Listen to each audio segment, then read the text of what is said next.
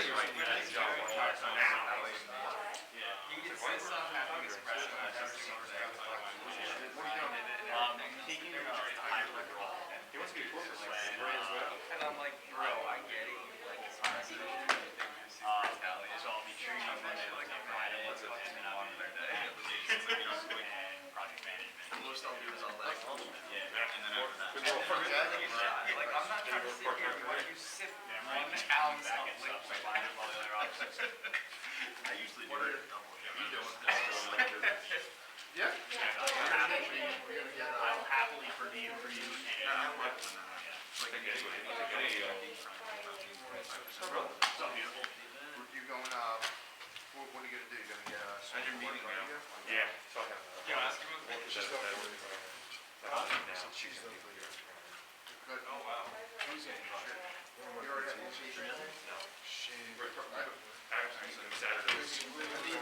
Quite honestly, over there.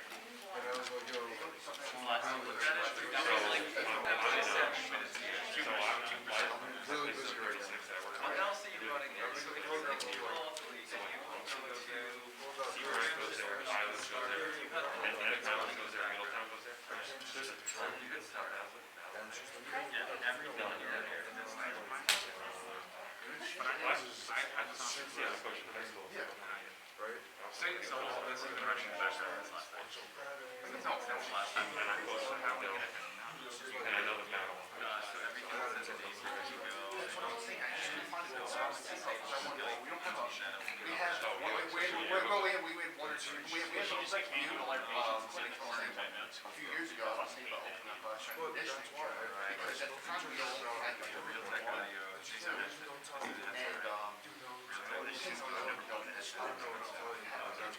I had to tell Kiki the same thing, and she said, "Yeah, better." I was like, "I don't know yet."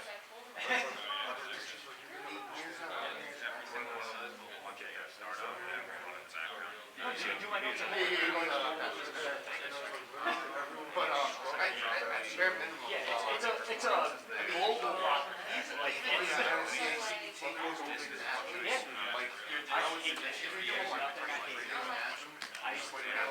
I used to like have this one Kiki that worked with us. it's just pretty average to work with. If I knew I was going to go into physical therapy, that's all I was Yeah, I knew I was going into physical therapy, so I did a lot of ASMR. Still want to come to the gym, but Yeah, you're sick, bro. Yo, nice sweatshirt, bro. You get that powder? Yesterday I powdered it. I'm going to be, if I want to be my own gym, like my mother-in-law's house, Clearly, dude. I'm going to be Powdered freaking,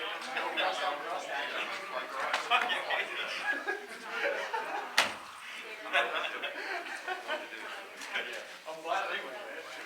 Hey, dude, you're trying like I got money now. not too far off. It's like Ukrainian and real. All right, ready, folks?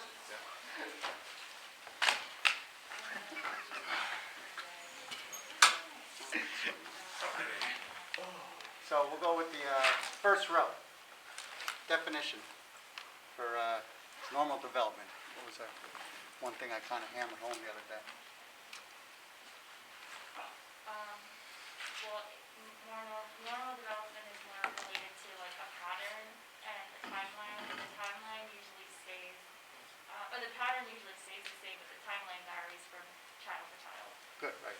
So it follows a dynamic sequential pattern, varying timetable in both normal and abnormal. And what's the second piece? Second row. So you had the timetable, could be different, but the sequence is the same. What else? What else? What other pattern does normal development follow? Try not to look at your little poll to make sure like I'm doing. Just so it sinks in a little better. Anybody? Would be the other way around. You start from flexion and then you move into extension. But that's, but along that line, what else is there? Does it have something to do with being within 2 standard deviations? Okay, so normal, abnormal could be within either side, 2.5. What else about normal development? How does the baby develop? So we talked about that, you know, those cephalocaudal. You're gonna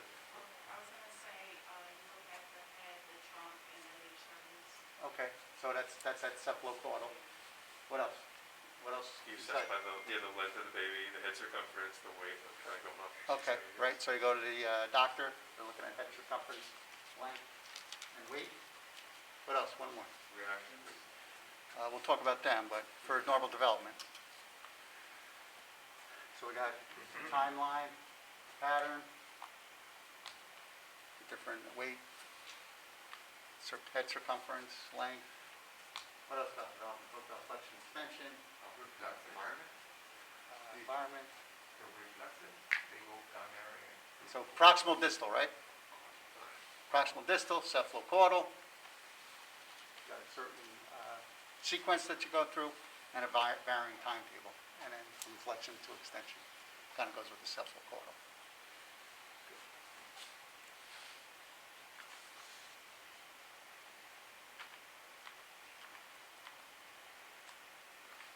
And I was talking about fontanelles for the third row. Fontanelles. Which one was I talking about for the last class? Fontanelle.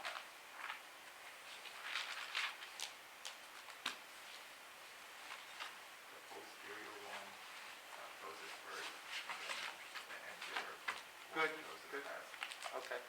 So, third row, but if you jumped in, that's good. Good initiative. Bailing out your partners.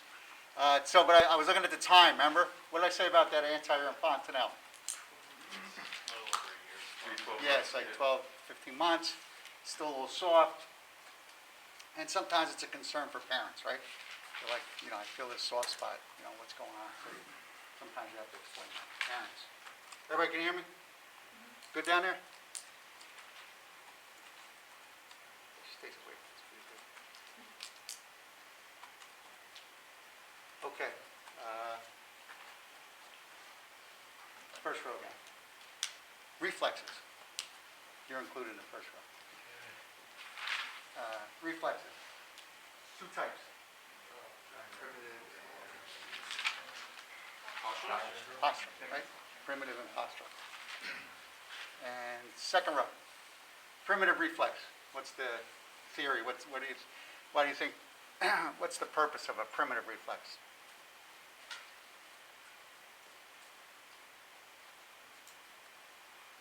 It's like an automatic reaction. Okay, so it's a spontaneous automatic reaction, but they're born with it. Keep you from hurting yourself. Along those lines, yeah?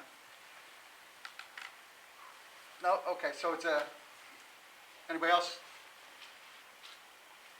So at a time when the baby can't move against gravity, that reflex is going to help them move against gravity, right?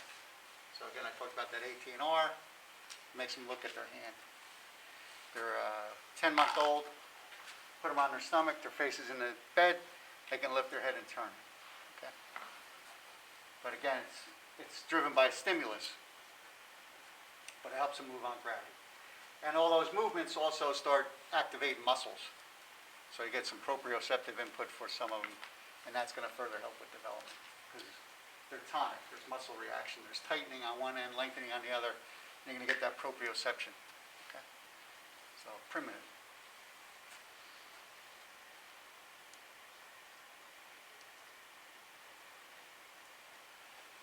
We did the second row. Third row. What's the other?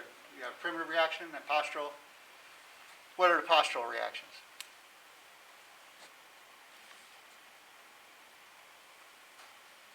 Remember up here, doing some, tilting somebody on the chair.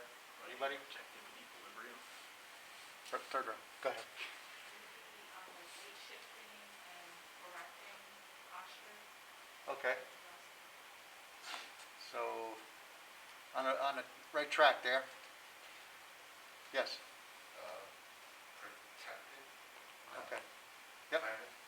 So it's protected, like you're going with the force, protect yourself, you get. so postural reaction, that's one of them, protective. Oh, Protective reaction, An equilibrium reaction. equilibrium reaction. it's called writing. I should make everybody shut their computer down while I'm doing this. And what was that? Writing. Writing, good, good. Third and last row. What's the definition for protective reaction? So know these definitions. Reestablishing the center of gravity. Okay, so, most of these reactions, you're going to try and keep your center of gravity, but to that point, what happens with the protective reaction? You go in the same direction as opposing force. So you're going to go in the same direction of opposing force because you lost your center of gravity. Can't hold it anymore. So I lost it, I'm going to fall, I'm going to put my hand out, but it's in the same direction as the opposing force.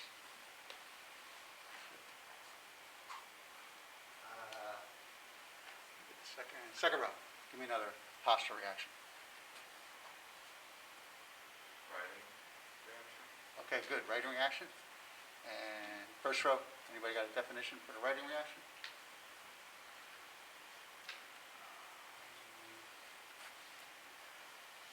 So if you're, You're trying to keep alignment of your body, so you're looking sideways, you're always trying to get your eyes and mouth here horizontal. yeah, good. So if you're laying on your stomach and you lift your head up, how are you going to do that? Right?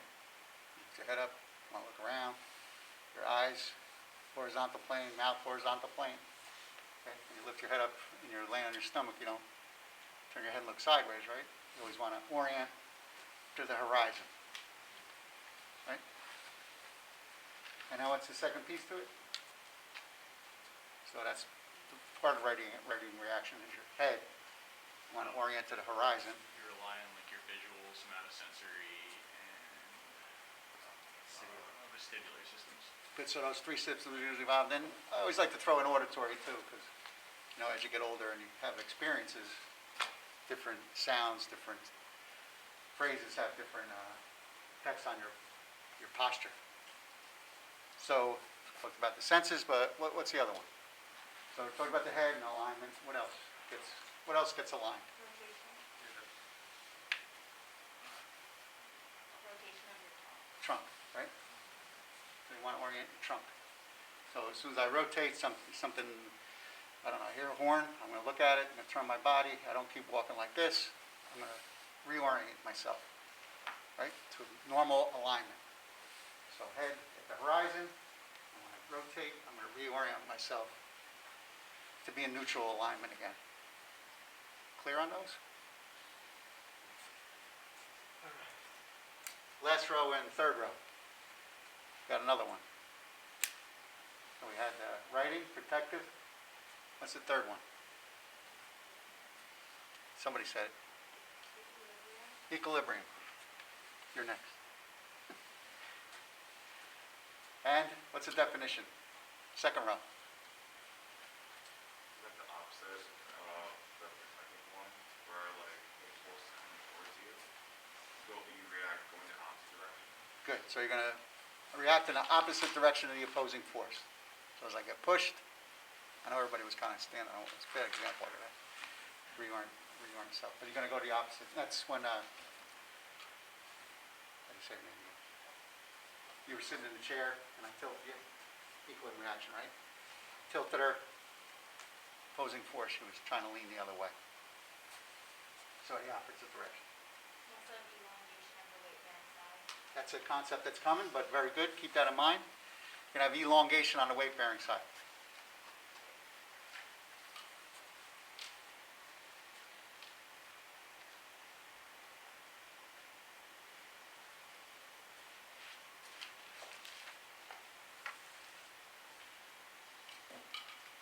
Now we talked about the development of lateral protective reactions, equilibrium reactions, those timelines, you should know those too. And what's the goal of a postural reaction? First row. What's the goal of a postural reaction?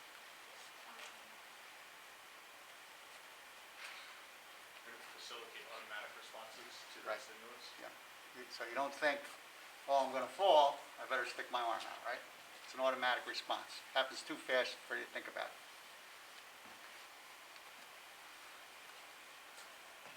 Anybody lose their balance since last class? Doing something? No? Okay. Isn't turning All the postural reactions are automatic. That's their goal, to be automatic. No, I'm saying, isn't primitive reflexes also automatic? Yeah, so all the reactions, all the postural reactions, the ones we just talked about, they're all automatic. So a primitive reaction is a postural reaction. Okay. So they all come under that group. Make sense? I Nope. thought they were separate. They're separate in their development, but they're all postural reactions. Okay. Is that clear? I want to make sure that's clear. Okay, so the writing, primitive, protective are all under the postural reaction? Correct. As is equilibrium? Yeah, all three. So there's, That's four of them. So we have primitive reflexes, postural, protective, writing, and equilibrium. so primitive is not a postural reaction. There's two types of reflexes. Category. Two types. What are they? Primitive. And then there's a postural reaction. There's only one primitive reaction. Those are going to be those reflexes, A, T, and R, rooting reflex, familiar reflexes. And then there's postural reactions, and there's three of those. Right. Writing? So, postural, we have protective, writing, equilibrium. Yes. Primitive is its own category. Yes. If postural reflexes are automatic, are primitive reflexes also automatic? Is primitive reflex a postural reflex? No, not, well, I mean, I'm getting confused because. Yeah. No, I'm just clarifying for you. So they're all automatic, but one is primitive, and now you get a stimulus and a response. It's not a learned reaction. Good question. So the postural reactions, they're to come over time with your experience of trying to get used to gravity. I want to make sure you're clear on it. I just thought before we had said that primitive were automatic and spontaneous. So, So maybe I misheard. no, I'm not explaining it. It's not your fault. So primitive reaction. When I show you the videos and when I give you another handout on primitive reflexes, when I turn your head and you're 2 months old, you're going to go like this. When I turn your head and you're 6 months old, you're going to cry and leave me alone. Because it's a primitive reflex. I get a stimulus, I get a response. The postural reactions are learned. I put a 3-month-old in sitting, they're not going to be able to sit. They're not having good head control. When I get, but over time, they're going to keep practice that sitting posture, and they're going to develop those postural reactions. Okay, I'm going to fall, I'm going to reach out and put my hand down. Okay? It'll probably be a little clearer when we do the primitive reflexes, because you have them and then they disappear. It's a stimulus and a response. The postural reactions are learned reactions as you fight gravity. It's like a task, any task that you learn, driving or whatever. You have this motor response. Over time, you learn how to do a certain task. Yes? So when we talk about early developments, Yes. it sounds like they start off with the primitive reactions and then they develop to the writing, then to protective, Right. and then to equilibrium. Right. So in the beginning, like I said, a primitive reaction is when you can't move against gravity yourself. So that's going to help you move against gravity. Stimulus response. Over time, your posture gets affected. It's a learned task. Okay. 6 months, you're not sitting great. You have these anterior balance reactions where you reach out with your arms, lateral, and then posterior. They're learned over time from experience of fighting gravity, getting used to gravity. Okay? Good question. Is that clear now? I want to make sure. So they both become automatic eventually. Well, no, the primitive disappears. It's a stimulus response. It's automatic, but it disappears over time. You don't need it. You don't need it anymore. But while it's being used, it's an automatic. It's like an instinct. But it's not learned. Right. Primitive reactions. It's innate Right. in your brain. You don't learn it. And kids with problems, could be 12 years old and they still have a AT&R. They still have it. They didn't get rid of it. But sometimes it helps them function. Clear on that down there? Yeah. All right? Good discussion. And then we talked about the head rotating on the trunk, trunk rotating on the head. Limbs moving independently of the trunk. We'll call that disassociation. There's also a pattern with planes of movement. So what's that pattern? What comes first? What are you working in first? Sagittal, right? Flexion, extension. Flexion, extension, yep. And then what? Coronal. So you kind of get these lateral reactions. And then transverse, rotation. That's the most mature. Okay, rotation. That gives you the ability to shift your weight better. Become more functional.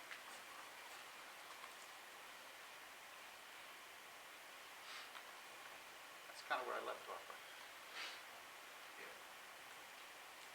You remember I talked about the orientation of the spinal, your vertebrae in the lumbar region. They're oriented in the sagittal plane, so that's where you get that flexion extension. They're oriented like this in the thoracic. That's where you get more rotation.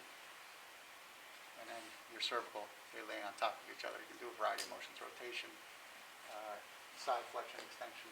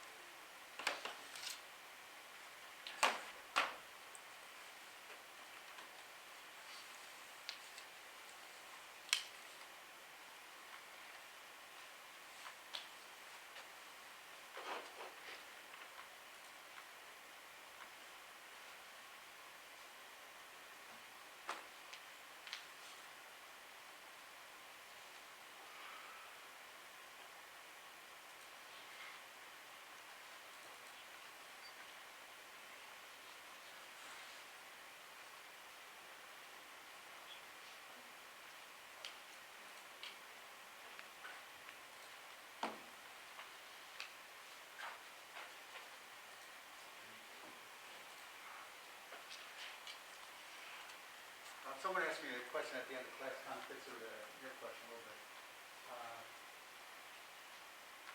So again, the primitive, you have them and they disappear, and your higher level postural reactions take over. But a lot of times in development in general, when you're challenged, your balance or equilibrium, one of those systems, when it's too much for you, revert to a lower form pattern. So just an example, a kid that doesn't have great balance, they kind of walk like this. A lot of times you get on a balance beam. First thing you're going to do is start putting your arms out. Okay, so you get better balance. Kind of like high guard position, right? High guard position, yeah. So you're going to lift your arms up. A child that's crawling, they're on a regular flat hard surface, and they encounter a mat. A lot of times they go back down to crawling on their belly, because their balance is down, so they don't feel secure. So they go to a lower level. And we kind of see that throughout development.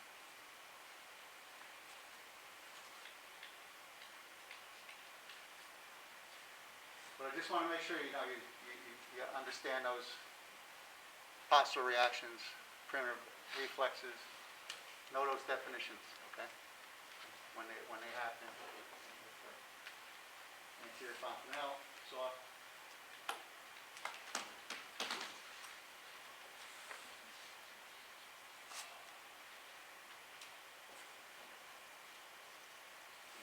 Equilibrium action.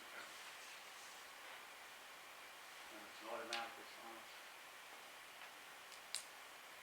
Planes of movement. Okay. All movement requires weight shift. So if you're going to move, you're going to have a weight shift.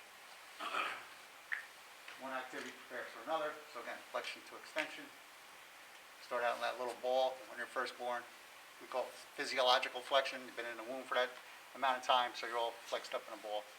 Flexion to extension. So that first year, you're really working a lot on extension. Once you get flexion and extension down pretty good, you're going to be able to rotate. Okay? And there's always a question about what comes first, gross, fine motor.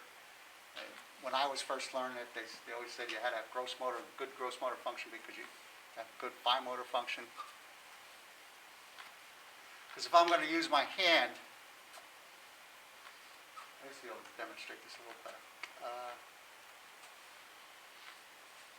So if I'm using my hand to write, and I go up to a chalkboard and I stand on one foot and try and write, is it going to look the same, do you think? Should.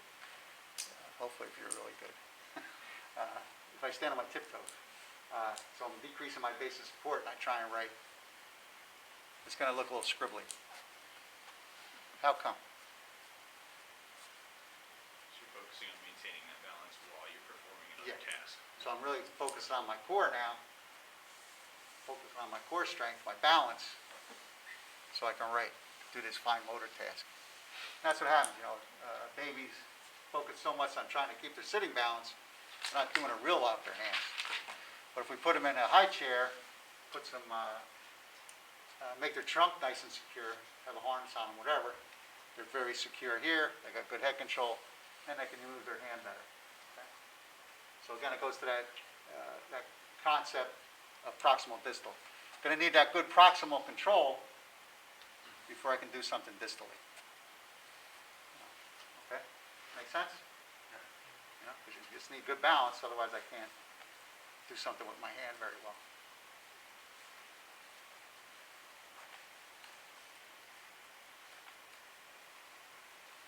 Now we'll talk about mobility, stability, and disassociation. So mobility, ability to assume a position. Yes?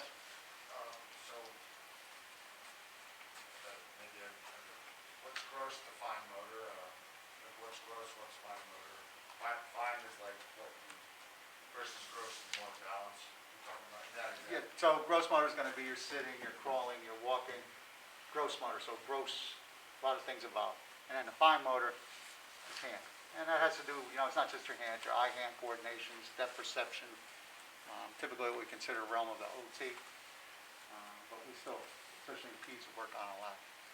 So, but my point there is you really need good proximal stability, good proximal control before you can control your hand. And then kids with problems, that's where bracing, seating, wheelchair adjustments. So if we give them that proximal control by doing bracing or seating or whatever it's going to be, they can get a little better distal control of their hand because we shored everything else up. They don't have to fight gravity. They can focus on using their hand.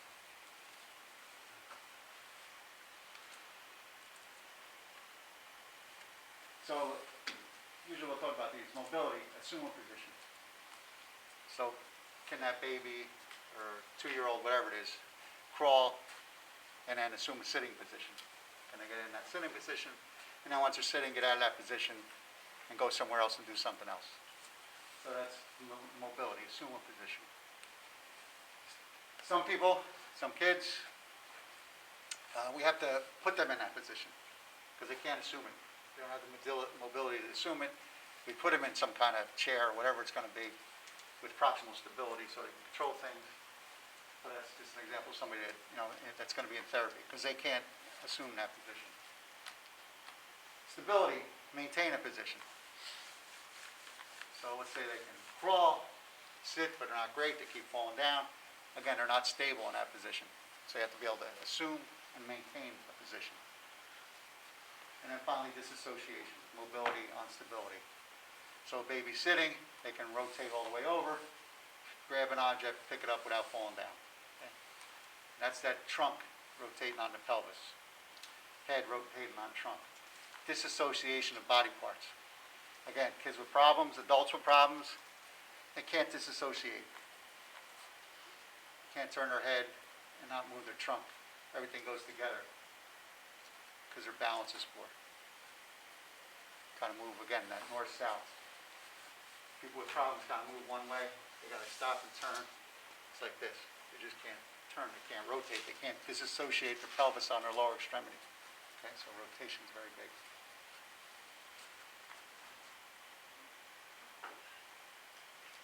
This, of course, makes sense, right? Base of support, wide base of support, greater stability. Small base of support, less stability.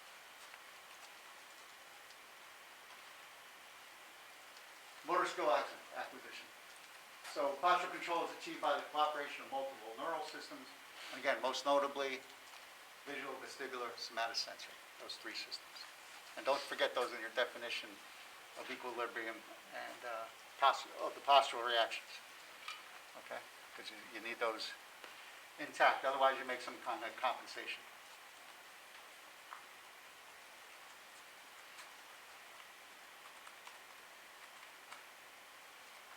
Visual, and we all saw this when you stood up, as soon as you closed your eyes, what happened to your balance, right? Wasn't as good.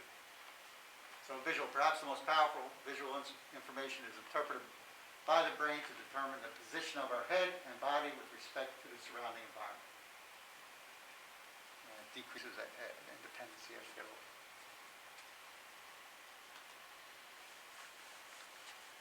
Vestibular. We use the vestibular system principally to regulate posture and coordinate eye and head movements. So again, rotated your head and your eye was going all over the place. This system has many connections, mechanoreceptors in their ear, cranial rate, vestibulopocular nerve, spinal cord, cerebellum, thalamus, cortex, and the muscles of the eye. So it's a very, very complex system. Unfortunately, a lot of times people with vestibular problems, they come to therapy too late. When it's a chronic problem, and you really can't isolate, is it a visual problem, is it a proprioceptive problem, is it a vestibular problem? They all kind of compensate for each other, and sometimes it takes a while to iron that all out, figure it out.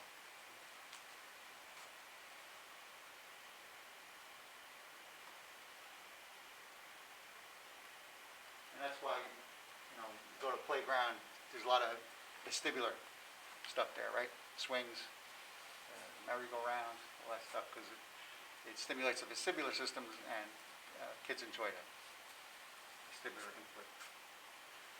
Somatosensory, processing of tactile, touch, and proprioceptive sense of position information. So when we talk about somatosensory, that's what we're talking about.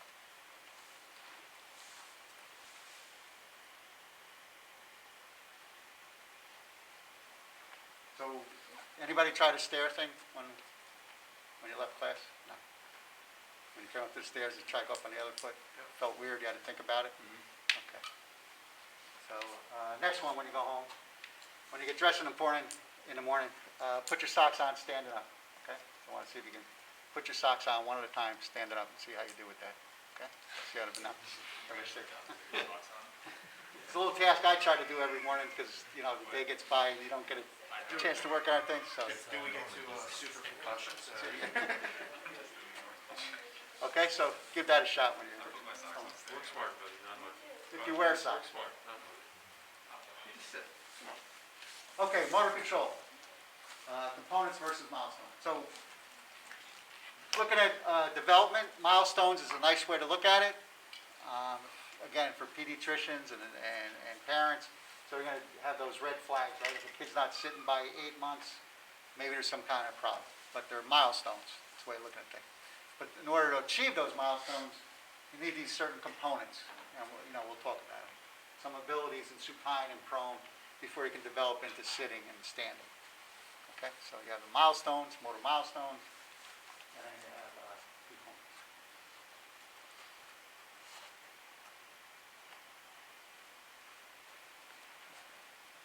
And this is a little bit of what's going on probably in that first year. First child's probably around 3-4 months old. What I like about that, head and chest are up off the support surface, and the hands are open. So that kid's got that real wide base of support. And you just see the base of support, narrows as you get older, right? And that final picture, the kid's jumping, standing on one foot.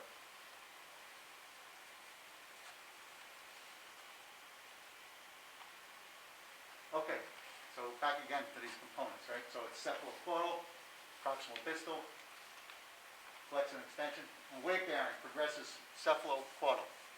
So again, I talked about that 10-day neonate, and then that 4-month-old, all the weight's going to be up on the head around NT10, and then it's going to progress down the spine.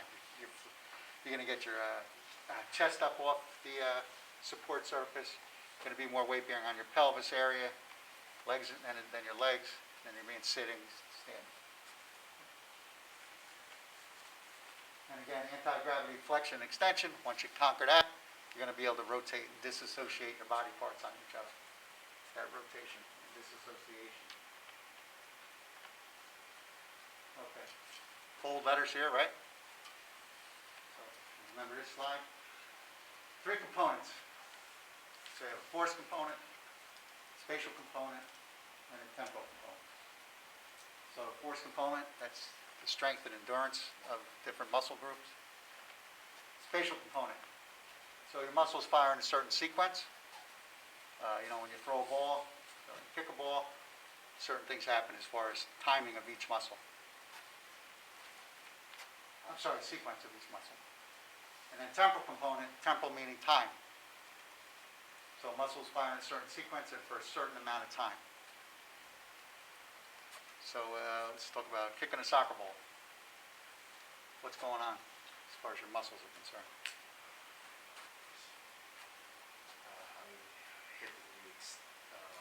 Hip flexion, re-extension, plantar flexion if you're actually doing great. Okay, so we talked about the one side, but what about your hamstrings? What's the function of a hamstring when you're Well, on the kicking a ball? side, you're gonna move into hip extension first. So you're gonna like cock the kick, right? And then you're gonna come through. The knee's gonna be in flexion as you come through. And then you're gonna extend the knee, dorsiflex the foot, follow through. And it's a rotational pattern. And what's the function of the hamstrings though when you're kicking? To limit or to resist like the fall of the motion. Yeah, so it's going to dampen.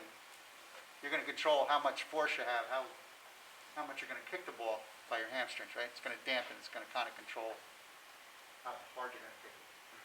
I guess that has to deal with the degree of knee flexion in that cocking phase in the back, right? Yeah, somewhat. Yep.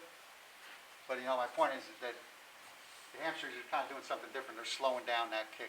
They're going to control how hard you kick it. I remember years ago when the World Cup, and they had an Italian player named Baggio, and he had a hamstring pull, and they unfortunately put him in for a goal. What do you call that? Penalty kick. And he went to kick it, and just went flying right over the goal post. Or over the goal. Just didn't have that ability to control the kick because his hamstrings were going on. So when kids have problems, it's usually in 1, 2, or all 3 of these areas.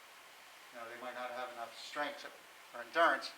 Might have some initial strength, so they might use that primitive reflex to get them to a position, and then they can't hold it because they don't have the strength or endurance to hold that position. They might have, initially some spastic trunk muscles, but over time they get tired and they become hypotonic. They just can't hold it. They don't have the endurance. So that's abnormal. And same thing with spatial component. That spasticity is not letting them control their joints. They're locked in flexion, locked in extension. Spasticity just holds the muscle, and it doesn't give them that isolated movement that you and I have. They're like this. Okay? So that's what spasticity does. It's going to take over and not give them the ability to do these different things to accomplish some kind of function. And temporal component, like I said, the sequence. Okay? So that's all normal. And then kids with problems have abnormal in 1, 2, or all 3 of these areas, usually all 3. And they can't control their muscles because of spasticity or low tone, can't recruit enough muscle force to do anything. So they don't have control.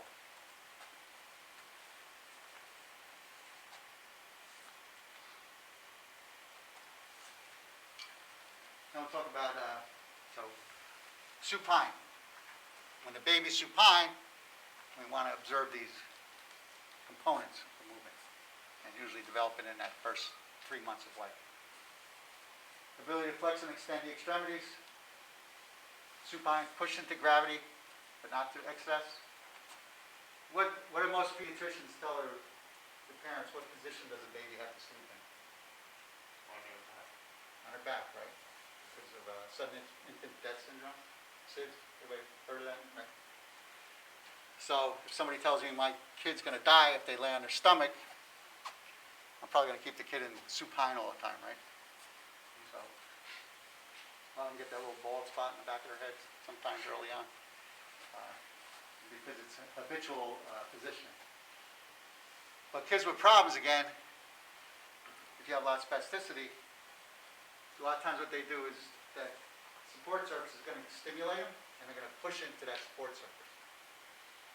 So that's what we want. That's what we mean by excess. So you don't want to see them doing it too much, where their whole body's extended and they're pushing into that support surface. That's abnormal. Too much tone. Maintain head control, midline. And we'll talk about that, as developed.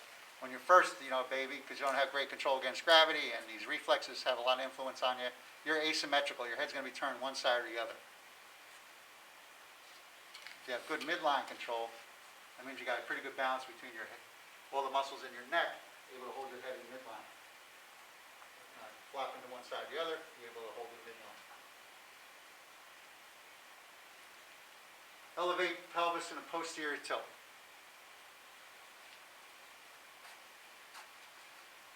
So you're able to, if you're in a posterior tilt, is your pelvis going to be flat against the support surface in supine, or is it you're going to have an arch in your back?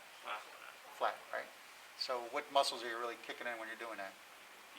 Yeah, so you're, again, you're going to have a balance. You're going to have to hold your spine in extension using your extensors, but you're really using your lower abdominals, right? To do that posterior pelvic tilt. I don't know if they still call them Williams flexion exercises, but just trying to engage those lower abdominals. And as you get older, you kind of forget, and it's hard to do.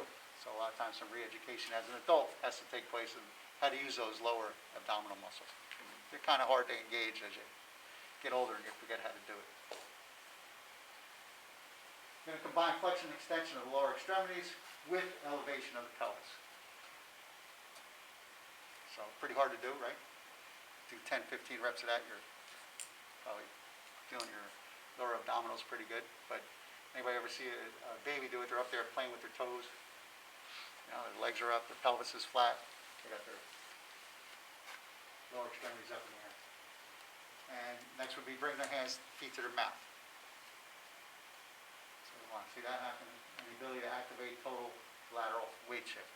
Once you get that total lateral weight shift, they're going to roll. That's a developmental milestone. Professor, once they hit those components, as long as it's within a reasonable timeline, then you could arguably say that's like they hit their supine milestones, right? Yes. So once you get those components of movement, you'll be able to progress with those motor milestones. You're going to be able to sit. You're going to be able to stand. You're going to walk. Professor? Yes. I have a question on just the second one. It says push into gravity but not in excess. When you gave an example, you were saying to extend the head. So I imagine that pushing into the object, the bed, but pushing into gravity, I imagine them like kind of just pushing their hands out this way. So can you clarify that a little bit more with the head So extension? they're going to push into the support surface, whatever that support surface is. Okay, so They're going to push, their back's going to arch. So I'm talking about a kid with a problem. They're going to push real hard into the support surface with their head. Their shoulders are going to go back. They're going to arch their back. It's hyperextension. okay, but it says push into gravity. Is it because gravity goes down? Yeah. Okay, so they're not like pushing their hands up against gravity. No, their head. It's their head Yeah. into the object. Yeah. And see, a kid with a real big problem, they're going to be just extend their whole body. Some of them even get their back off the support surface. Okay. Good. Prone, what do you want to see in prone? So that neonate, 10-day-old, you want to see them lift their head, again, without postural overflow, elevation of the shoulders. So, again, when you're prone and you're that little 10-day-old, whatever you are, even older, if you lay down on your stomach, what do? You just plant your face in the pillow? Yep. You're going to turn your head, right?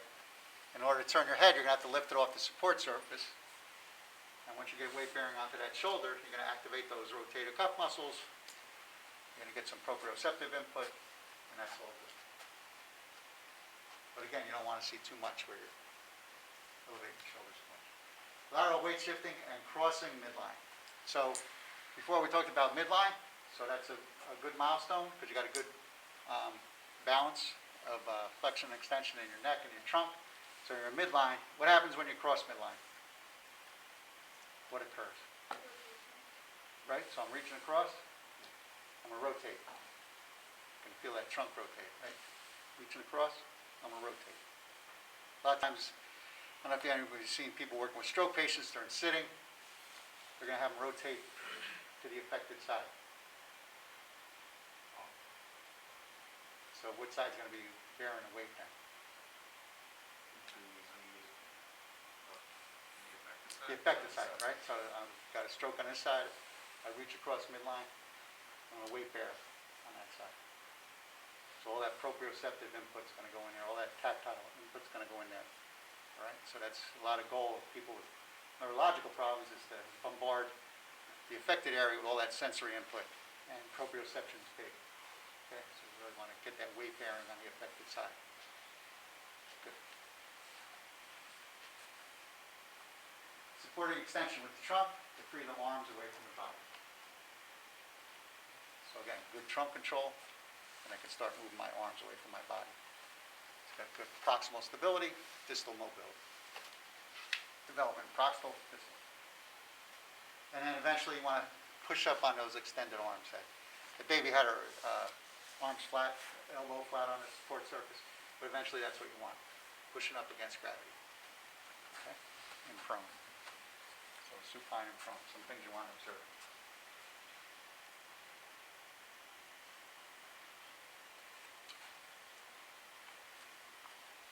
So what do you want to see? Variation in movement. Can't talk about that enough. You know, I don't know where we're going to go with this. So when you see a baby get up from supine, rolls over to prone, gets up, sits, or they go to get in the chair, they're probably going to do it 30, 20 different ways, right? Going to go a whole bunch of variety. What happens when we get older, we start to do something the same way all the time for various reasons. So you want to see variety of movement. That's very important in children. So variation of movement and posture responses and a flexion and extension of the limbs with good control and stability. So that quality of movement, that comes with experience when you observe things, but you want to see good quality control, quality of movement when they're moving.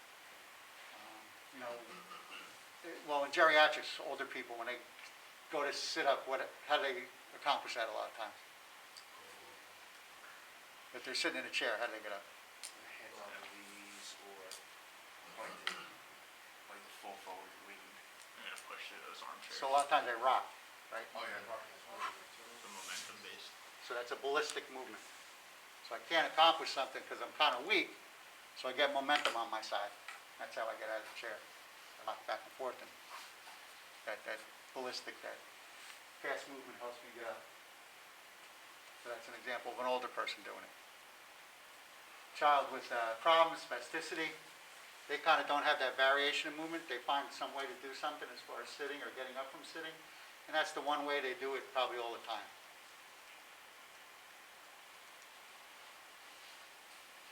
Elongation on the weight-bearing side. The lateral flexion of the trunk on the non-weight-bearing side equals controlled reaching away from the support surface. So if a child's in prone and they're, I don't know, 8 months old, and you hold the toy up on the left side, they're going to reach across to try and grab it. They're going to probably take most of this part of the body off the support surface, try and reach something. And then they're going to make this side longer. Why? I'm laying on my stomach.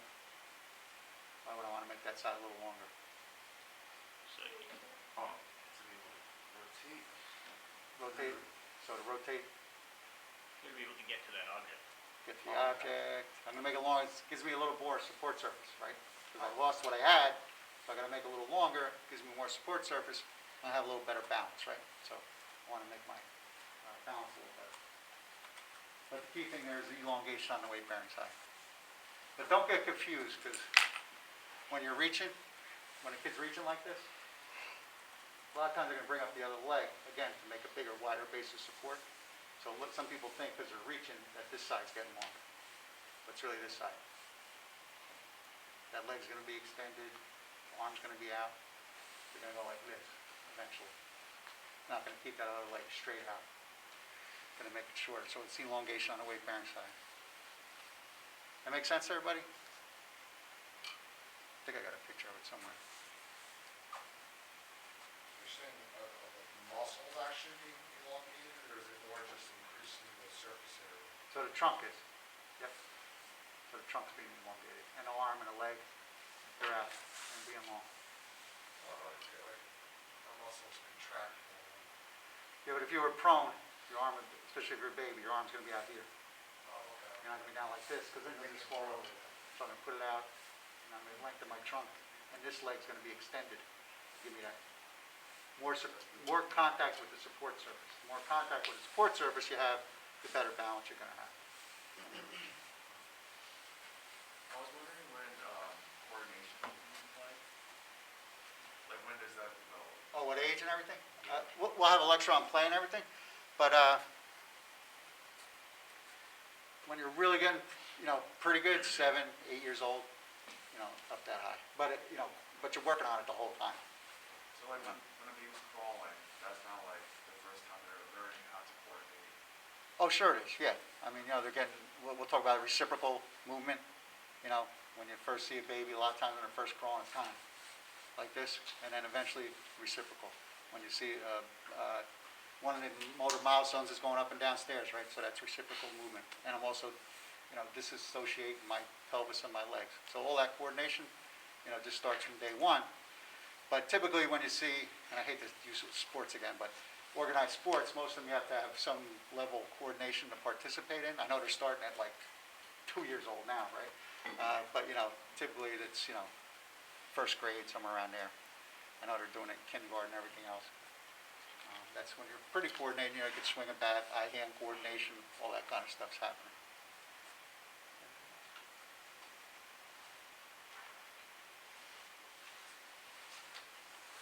So transitional movements, quality of movement and movement strategies. So again, that quality, do they have spasticity, do they have low tone? Are they able to hold a certain position? And what does that look like? And then movement strategies. If I have spasticity, how do I learn how to move with that? Kids are always going to be motivated to move, be up there with their peers. So they're going to develop different strategies. The kid with CP wants to be up walking around. How am I going to be able to do that? I'm going to probably flex my legs. Anybody ever go skiing? Right, so you don't go down the hill with your legs straight. You're going to go like this, because it helps you balance a little better, right? I don't think you guys had this, but when your hips are internally rotated, your knee's going to flex, and you're going to go into a little bit of plantar flexion, okay? That's a movement pattern. That's a lot of times what you see with spasticity, a flexion pattern. Somebody with a stroke, anybody ever see somebody with a stroke got up like this, and the legs probably do the same thing. Go into these patterns of movement. I can't isolate my joints, but I can move them in patterns. When I reach for something, I kind of go like this and try and pick something up. So these patterns of movement. Those are my movement strategies that I have because I have a central nervous system's been affected somehow. So I got to develop these different patterns of movement. So those are the movement strategies developed. I'll go off on a little tangent. When I first started with United Cerebral Palsy, it's still around today, it's called NDT, or neurodevelopmental techniques.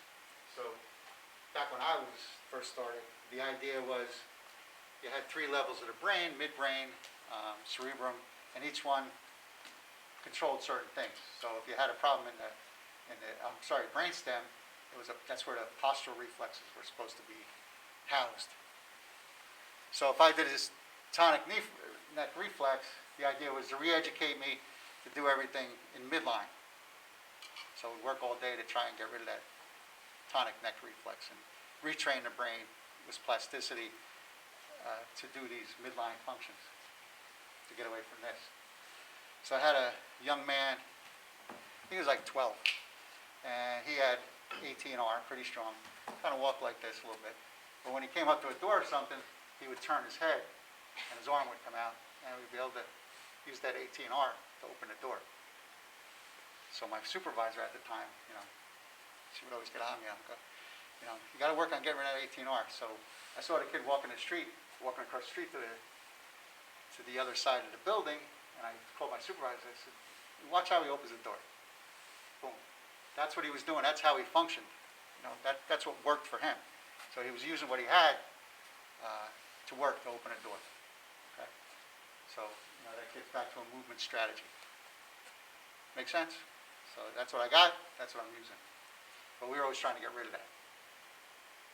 So, okay, yes? So some of the examples you gave, like for quality movements or like spasticity, locum, is that like, those are defined as like abnormal. So what about normal? Like quality movements for normal development, would that just be like nothing? Yeah, is so present? I got some videos, when we'll go through, I'll show you both. They're pretty good videos, and I'll give you the website. Yes, well, good question. So, you know, but again, what is normal? You know, some kids are gonna, like my niece that never crawled, she scooted on her rear end all over the place. So, but she was able to accomplish all this stuff. She had those components in supine and prone. You know, when I watched her roll over or whatever it was, she had those components to be able to, you know, do normal development. No, I'm just curious, because then, like, how would you know whether a movement strategy indicates something that's abnormal, or if it's just the way that that child's functioning? Yeah. So we'll look at the videos. So that comes with time. I hate to say that, but you know, I can tell when somebody's got a smooth transition, and a lot of times it's transitional. How does that child go from prone to sitting?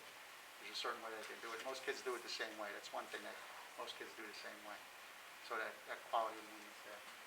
You know, I don't see a block to further development where the kid can't shift to his left or shift to his right, whatever it's going to be. Can't rotate, can't separate his head from his trunk. So quality of movement. Is it ballistic? You know, is that how I keep my balance? Some kids get on a roll and they just start picking up the pace because, right? So what's easier to do? Go like this, right? Is that easier to do than that, right? Because I can keep my balance better because it's quick and fast. I'm not away from the support surface that long, right? No separation. I'm not on one leg for any period of time. It's easier a lot of times to go fast. We always tell the old people to do, slow down. You know. So, a lot of times it's just easier to move fast. Not safer, but easier. Okay, motor milestones. So now we're trying to get to start on that.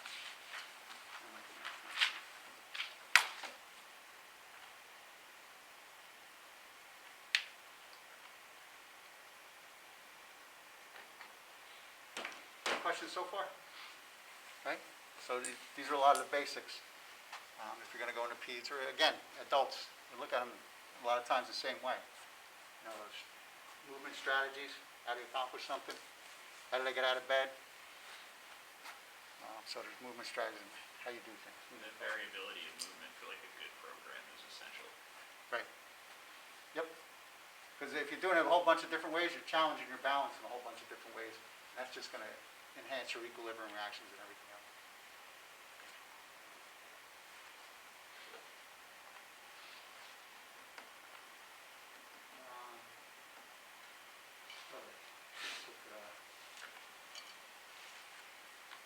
So I'll talk about it first, then I'll pull up a video and we'll try and watch the video and then talk about it. Okay. So neonate, 1 to 10 days. Strong rooting and sucking reflex. So you stroke the root of the mouth, brush the side of the face, they turn. Their root, they're looking for mother's breath. Strong reflex is grasp. So they're, put your finger in that baby's hand, they're going to grasp it. It's a reflex. Right? Got a stimulus, pressure on my palm, got to close my hand. And then babies, you start out with what we call cortical thumb. That thumb's in there, and we'll talk about that in fine motor development. Right? So it's grasp. Yes? In regards to grasp, is that like considered a primitive Yes. reflex? Yep. So I got a stimulus and a response. Stimulus and a response. And don't burst the parent's bubble when the parent says, oh, he's got a strong grasp. You know? You're not going to sit there, well, it's actually a reflex. No, it's, it's just a stimulus and response. Yep. But again, over time, you're going to realize, what that quality of movement feels like. And we'll talk about reflexes later, but what happens with a quote-unquote normal reflex, over time I keep doing it, is it going to be the same or is it going to diminish? What do you think? Because for normal people, it's going to diminish, right? Keep hitting that, doing a patellar tendon reflex, eventually it's not going to be. Less sensitive to the stimulus over Right. time. Right. So that's something to look at. But kids with abnormal problems, I rotate their head each time I do it. Boom, I'm going to get it. I'm going to get it. I'm going to get it. It's not going away. It's pathological. Okay? So that's what these primitive reflexes come in. They can't get beyond those primitive reflexes. They stick with them over time. Is that also with rigidity reflex? Is stay over time?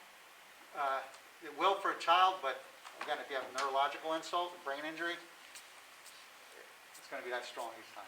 Sometimes it dissipates with neurological injuries, but right. So it's not going to go away over time. So strong graph, rear-facing car seats, motor, entire body response to stimulus and sudden changes. Forehead control. Extremity movement is controlled, again, by reflexes. So this little ball is controlled mainly by reflexes, primitive reflexes. Not much else going on as far as their movement is concerned. And most of these reflexes, they're total body reflexes. We'll talk about their head and what their extremities do, but it's also the trunk. Usually it's some kind of increase in tone. Okay? But they're total body reflexes.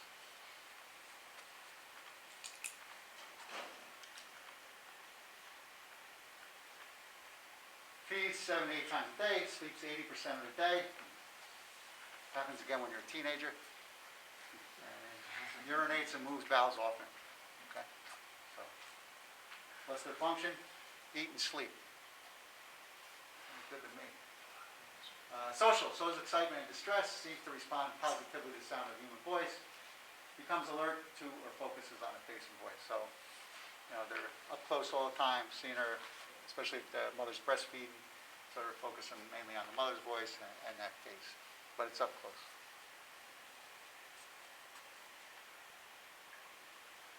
Sensory, relates to bright lights.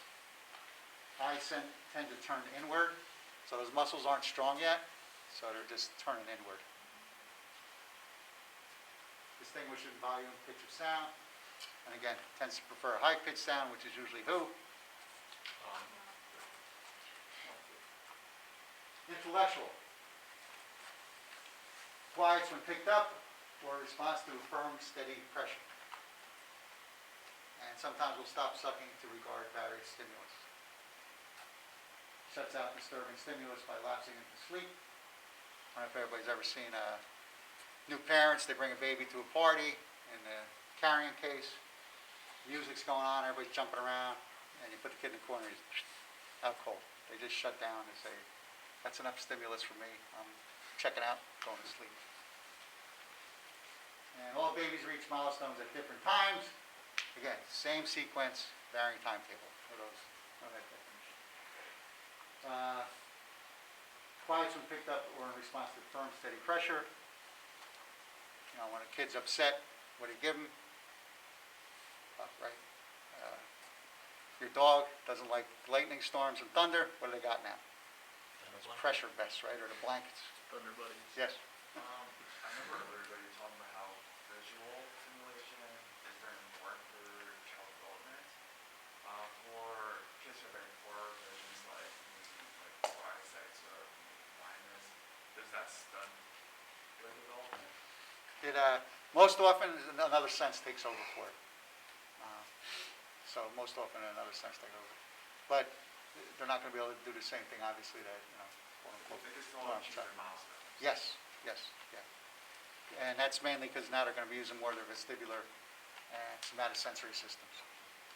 Somebody, yes? The majority of cases when you're talking about abnormal development, is it more the timeline and not so much the sequence?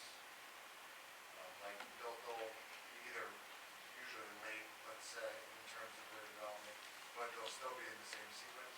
So sometimes the sequence just stops. I don't want to make it past laying on my back.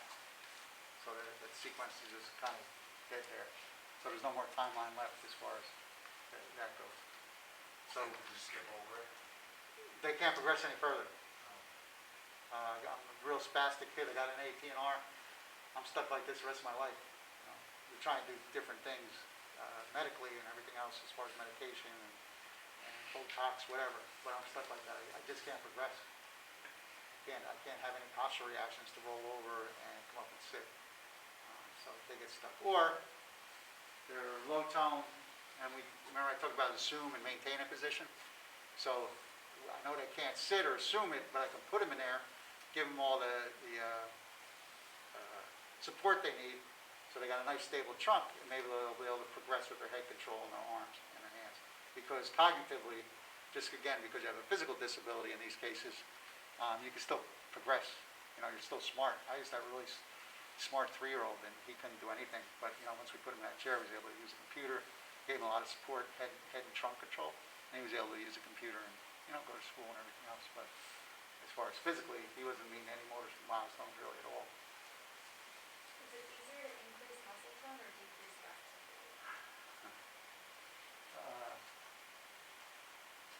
Depends on the insult to the central nervous system. And there's just such varying degrees. Who would I rather work with? Maybe a kid that's low tone, because again, it's a little easier to put them with a lot of support and give them that, and maybe to have some ability to move. Where sometimes with spasticity, it's very hard to break, and it has a lot of detrimental effects on your joints. We'll talk about on your teeth. Spasticity can be pretty rough. But sometimes there's more medically we can do for spasticity to lower it than we can for hypotonia. So, mixed bag. Firm pressure, steady pressure. When I worked in Brooklyn at the time, and it was near, what do you call it? The beach down there. Coney Island, yes. And it was a big Russian immigrant population. We used to get some aides and nurses, and I remember reading an article at the time in a hospital near there where some of the Russian nurses, they swaddled the babies. And this was during the crack epidemic, where these kids were addicted to crack. They just couldn't stop moving. They burned up all their calories. They couldn't gain weight. So they found when they swaddled them, it kept them calm, and they were able to, calm them down. They were able to take milk in, and they actually started gaining weight. So, again, that firm, steady pressure. Who doesn't like a hug, right? Makes you feel better.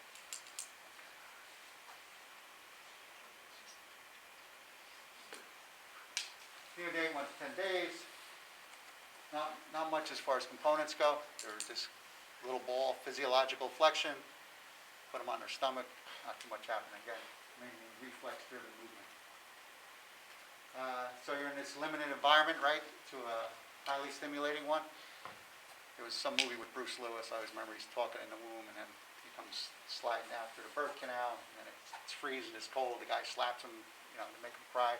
So again, you're in this nice calm environment. You come out, and the lights are on. It's pretty crazy.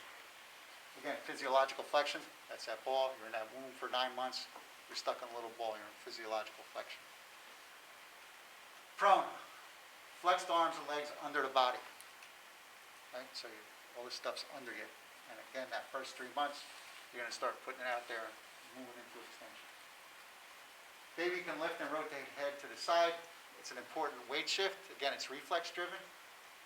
And the first basic component of normal movement is that weight shift, cephalocaudal, right? I'm lifting my head up. I'm moving the weight bearing down to my shoulder area, okay? Further down the thoracic spine. So it's again, a cephalocaudal weight shift, head to the shoulder. And once I rotate again, I'm going to put pressure on that shoulder.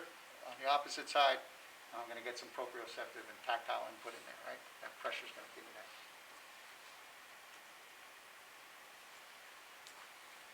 So flexion of the lower extremities puts that pelvis up above the head. Again, weight bearing is on the head, neck, and shoulder. Increases proprioceptive input. And that's going to be a benefit down the line because once you're, to get that head control. So that's the first thing where you're working on head control. You're getting all that proprioceptive input into your shoulder, your neck. All that stuff's going to help you control your head. So increase tension and compression through the head and neck. You're going to turn your head. And again, that shoulder away from the turn is going to get all that pressure and proprioceptive input.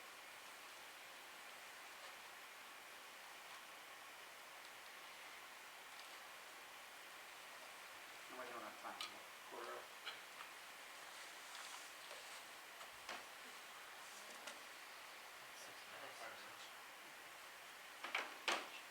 All right, 1 month. I guess I'll save it, then I'll post the video. I'll probably give you a couple more handouts. This is a time when I start, I'll probably stop like this part of the lecture and go into reflexes. So I'll send you a reflex handout because they kind of go hand in hand. And most of those reflexes come in the first 2, 3, up to 6 months of life. Again, they show up at a certain time and they usually disappear at a certain time, primitive reflexes. But you should know what they look like. And I'll give you about my list of top 5 or 10 that you should know that are most common, that you might become familiar with. Any questions at all?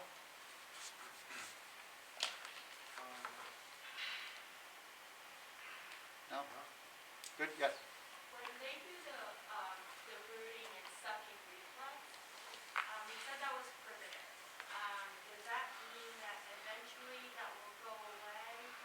And then do they actually feel it? And does it happen when they're actually hungry, or is that just like an automatic reflex? Yeah, it's an automatic reflex. You do it and they're going to turn So it. even if they're not hungry, they'll just do it. Anybody, uncle here that held like an infant in the summer or something like that when your shirt was off and they're on your chest and they start looking for something?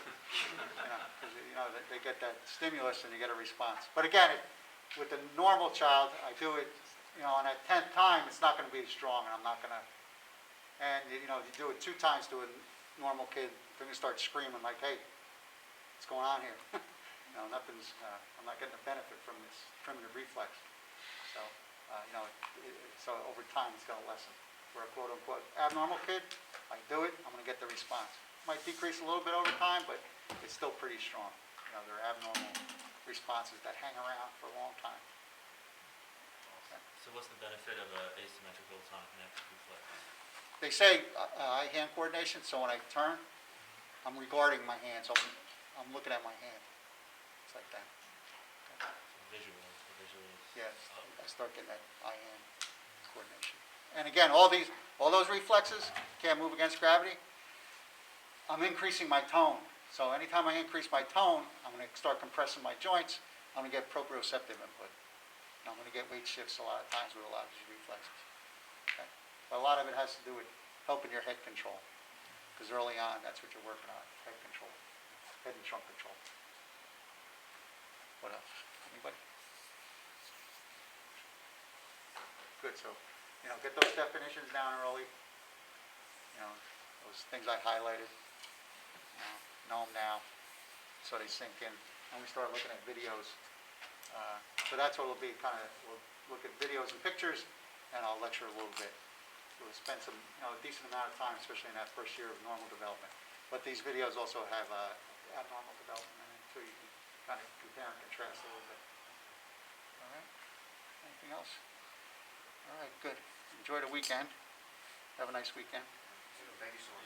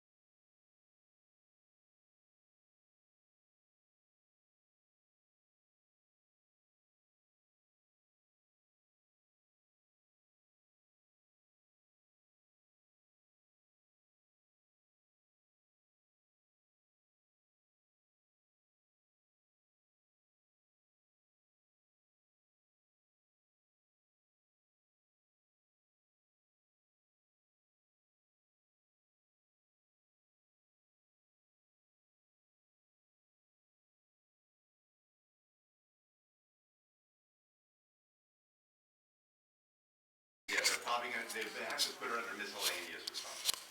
But you'll get information from them about that, yes.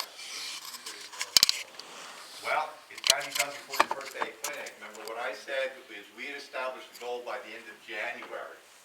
The reason we say that is so there's a big grace period before you would start your first clinical. All right, so the answer is ASAP. Okay, but at the very latest, before you start your first clinical assignment, yes. Do you guys have a general idea of where we're gonna be placed yet or no? A general idea, yeah, in the state of New Jersey. That's very general. Okay, that narrows it down. Okay. Thank you. I have a question. Wait, question? On the computer. Melissa has a question. Oh, I'm sorry. You didn't see her. Who has a question? Down here. Melissa. Okay, I'm sorry, yes. We trapped her in the screen. Should I email you about like concern and critical as far as like, cause I don't have a car, so I need to be able to like access by public transport? Any issues with placements, first of all, I don't want anybody talking to me and telling me something in the hall. Everything has to be sent to me via email. I need documentation of everything so I can retrieve it. Okay? I have a good memory, but remembering what 49 or 50 people have said to me, I'm sorry, my memory's not that good. Okay? So yes, email me. Okay, send your email. Somebody else had a, yes. As far as for the charge back, Uh-huh. do you get a course description, like a syllabus or something for all the courses? That's up to whoever's requesting it. That's probably all they need is the course outline. But that's not for me to answer. Okay. Whoever is requiring that, you'd have to clarify that with them. They probably, a course syllabus or a course outline will probably satisfy them. Is that it? Okay. Thank you. Oh, wait. Oh. Sorry, I was thinking. And then if you, how do you pronounce that? Meningococcal. Meningococcal. Meningitis? But that's for the school specifically. Well, it's for the state of New Jersey. The school is required to provide that information to the state of New Jersey. Is that the same one that if you You have don't a need that for course your where they're clinical required assignment. to You get need that that to back? satisfy the I state of can't New hear you. Jersey. Melissa's got another question. Is that the same one that what? Is that the same one where if you have to dorm somewhere, they're required you to get that vaccine?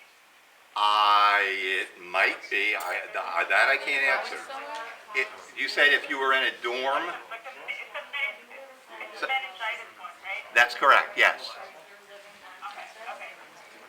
Yes. So some of you may have it. I don't know. If you were in a dorm at any point, you probably received that vaccine. So all you need is that documentation of it. Okay? Okay? That lasts a lifetime. Like it's just a while. Beyond my pay grade. It's been a while. I can't answer that. Okay.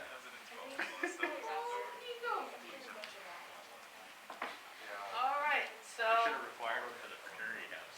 They should have required a lot. today I think we'll first go over some universal precautions before we go over some emergency situations, okay? But universal precautions are big right now because universal precautions are, we have to treat everybody like they have a disease, right? That's generally what universal precautions are. Many years ago, when we worked with patients and first thing that came out was AIDS and HIV.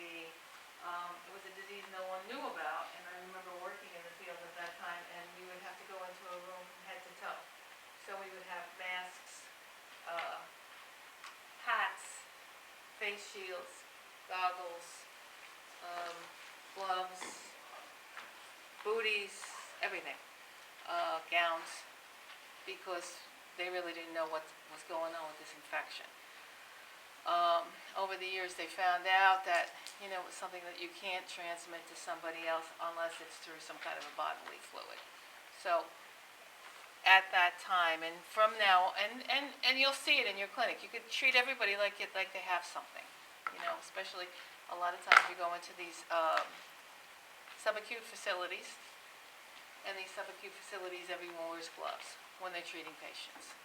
So, we're just going to make sure that we're careful and practice safe. And we're safe for not only us, but our patients. Okay, where's that little, where's my mouse? Oh, it keeps disappearing.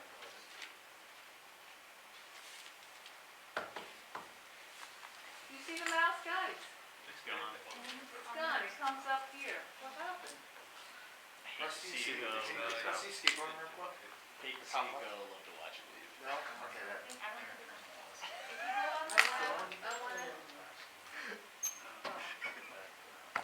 I don't know what happened to it. Resume slideshow, I'm trying to do Ryan, it. this is your moment. Seize the moment.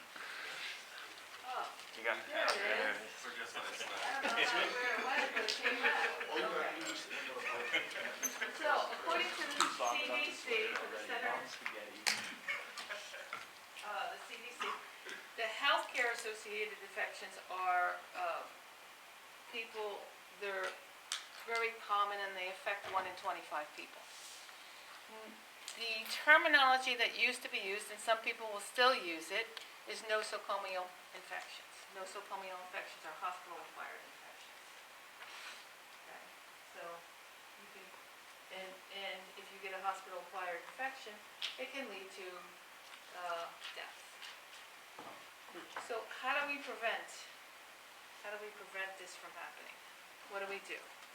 Number one, anyone you ask, is routine hand washing.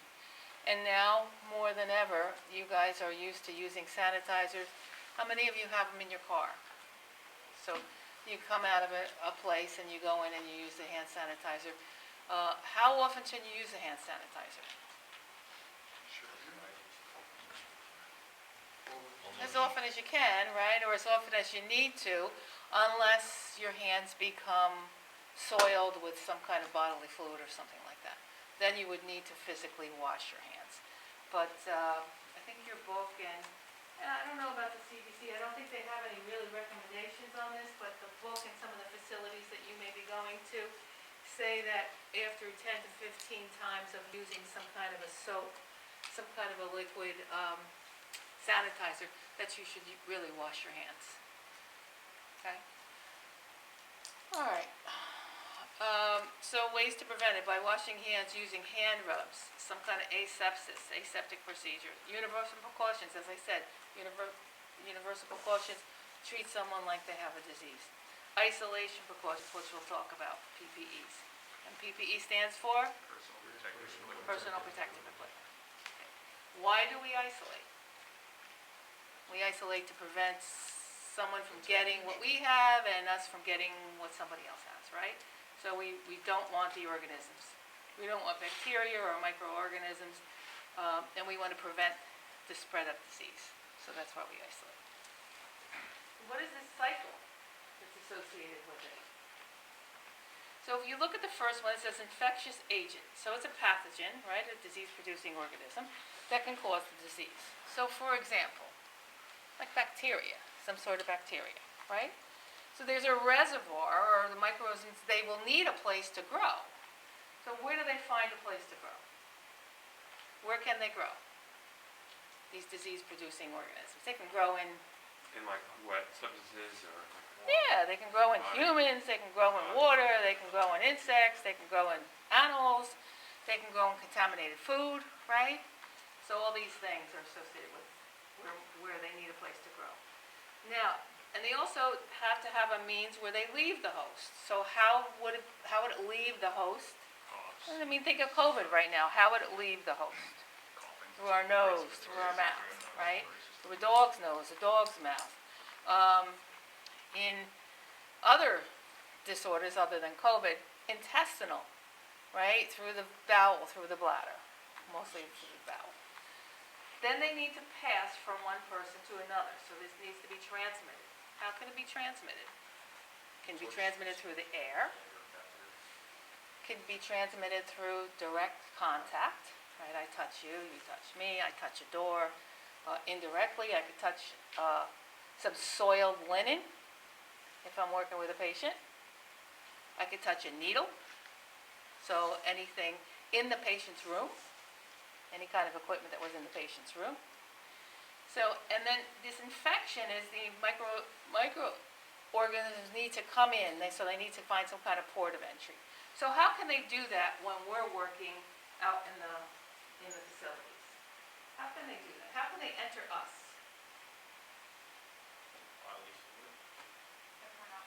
Yeah, it could be on our hands, on our Well, cutaneous. number one with COVID is what? Respirator, right? Respiratory tract, right? But other types of things you could have a little cut on your hand, you could have a cuticle How that's, if you rub your eye? you could rub your eye, so you got something in your hand and now you put it into your eye, that's, Melissa. Yeah, all these things, so it needs a way to get inside your body. Eyes, Right? nose, and mouth, right, are the most common Yeah. portals of entry. Eyes, nose, mouth, and hand, cut, cuticles, anything, right? So you really have to be careful when you're working with people. And then you need a susceptible host. So microorganisms will go with something or attack somebody who is more susceptible. Now, we're talking about COVID this morning, and this is a very, very different kind of a virus. As Professor Maley was saying to me this morning, he spent some time over the holiday in Myrtle Beach with a couple that was in their 70s. When he came home, he found out that the gentleman had COVID and passed away. The wife had COVID and just had sniffles. So they both had the disease, but it affected them differently. And we're seeing that, aren't we? I mean, even with Casey, you had very little symptoms. Yeah, but me and my wife had two completely different set of symptoms. Yeah, and you, Very little. very little. I mean, thank God, not wood, but, you know, it can be devastating. People can die from it, right? So somebody goes into a hospital who's 40 years old. I had a principal in my town who was 40 years old and went in and passed away. So we're dealing with a different kind of, we're battling an unknown, right? So that person who's more susceptible generally is that person who has a low or a limited resistance or systemic resistance, right? So when you think about somebody like that, you think about infants, you think about children, you think about the elderly, you think about people with pre-morbid conditions. And what's a pre-morbid condition? Other conditions were. Yeah, so a condition other than something that you've been diagnosed with, such as cardiac problems, cardiopulmonary problems, hypertension, diabetes, etc. Okay. Just watch the chair, what's behind you. You're walking, Oh, just thank you. Forest. So there. Look at that. Isn't she nice? See, Andrew wouldn't have told me that. He says, fall over. Fall over. So what do we have? We have standard precautions, and what are standard precautions designed to do? They're designed to protect the workers as well as the patients. So people that are at the facility as well as the patients. So the barriers associated with this are gloves, protective clothes, face shields, masks, mouthpieces, etc. And again, hand care, we're going to use gloves. Do we need to use a sterile glove if we're working with the patient? Because there are sterile gloves and there are non-sterile gloves. So what do you think? Yeah. You think when you're working with a patient you need a sterile glove? Yeah. Because when you have a sterile field, you have to touch sterile things. So if you have a sterile field and touch something that's non-sterile, then the glove is rendered contaminated. So do you think you need a sterile glove for holding onto a patient? No. No. When would you use a sterile glove? If you're working with a patient? I mean, think about it. Anybody? Secretions probably fluids. What do you say, Joe? I'm just reading the slide. You would use them when you're touching blood, secretions, bodies, fluids, contaminated items, mucous membranes, and You think you intoxicant need maybe? sterile for that? Touch your tongue still. You think you need a sterile glove? When? I mean, surgery. Wound care. And like burn care. Wound care, burn care, right. Would you use sterile Those gloves? people are highly susceptible. Sorry, would you use sterile gloves in environments like with cancer patients as well, or like people who have very low? You mean immunosuppressed? Yeah, immunosuppressed. No. No.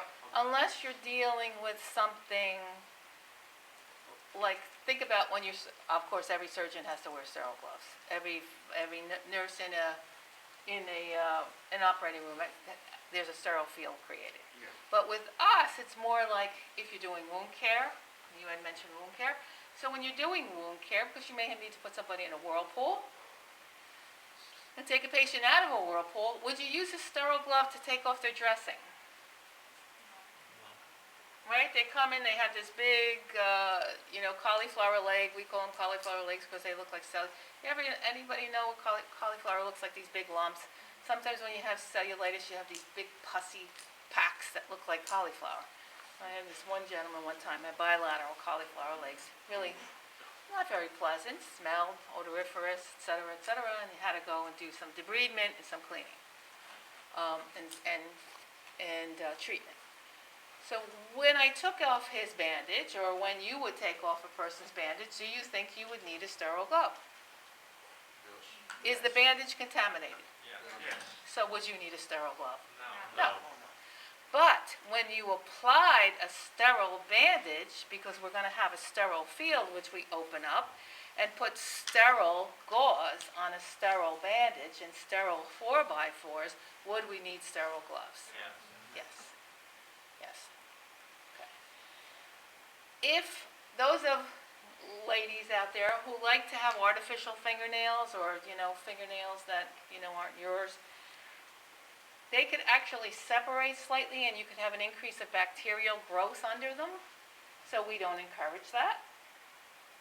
All right? And that's something also when we talk about modalities such as paraffin, when you place your hand in a paraffin, think about that, because how much bacterial growth is in the paraffin, and is it being destroyed when people are putting their hands at these spas in and out of this wax? And their feet. Something to think about, right? Especially if you have some kind of an artificial nail. The standard precautions also when we work with sharps, we have to have some kind of disposal. Years ago we used to use needles for iontophoresis. We would just, suck up the medication in a needle and put it on a pad. Now there's different things. We have needleless syringes, and we also have pads that are already pre-medicated. So we don't do that so much anymore. But if you encounter a sharp, or it's happened, where you go into a room and a nurse has treated a patient, and you're going in to treat the patient, and there's a needle, what do you do with it? Do you recap it? No. No, we don't recap needles. You dispose of it because recapping may cause you to have some kind of an injury. It could happen. We're just going to take the needle and we're going to dispose of it in a sharps container. Usually sharp containers are over the bed and they're usually red. And we just get rid of it. Okay? Gowns and gloves. So we use a gown or a glove when we might come in contact with some kind of bodily fluid, right?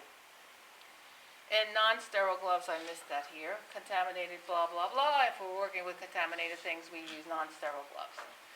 All right, so I'm walking into a patient's room, and the patient has an IV pole because they have a line, and I need to bring the patient down to therapy because I'm working in a hospital, or I need to bring the patient down to either to the gym therapy or someplace on the same floor. Do I need sterile gloves? Because he's got wires attached to him. Do I need sterile gloves? Am I doing anything to the site itself? Am I playing with the needle that's being inside his body? No. So I do not need sterile gloves. Okay? That's kind of sometimes, that kind of a question has been on the state board exam. So you do not need sterile gloves. All right? But in the event that you're using something like Silvadene or any kind of a medication, think about that too. Because if I'm going to apply a medication to a wound, and that's all I'm doing is applying a medication to a wound, and I have a tongue depressor with which I insert into a jar of, let's say Silvadene, to take out and to place on a wound. Do I need a sterile glove for that? Yes. Not if I've created a sterile field and all I'm doing is using this tongue depressor, because I'm not really physically touching the end of the tongue depressor.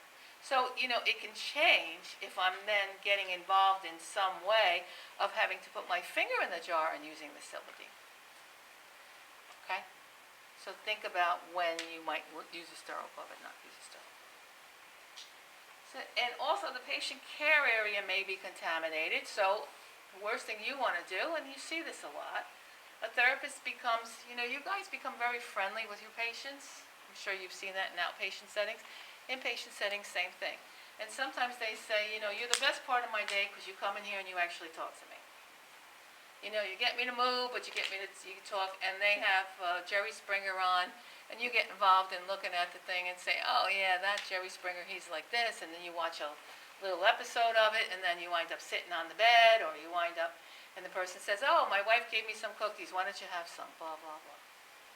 So think about all of the stuff that may be around that you don't want to be taken out of that room with you. Okay? You're also going to dispose of linen, and there's different places to dispose of the linen. There's different color bags associated with, and each facility is different.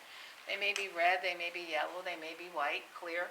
And where you would dispose of linen or soiled linen or bandages, etc. Okay? Yes? Are sterile gloves like way more expensive? Is that why it's a, Are sterile gloves? Yes, much more. okay, that's why they're not all sterile? Yeah, they're much more expensive. And there's really no need for it. Like we're going to practice putting on gloves and putting on gowns, but we won't use sterile gloves.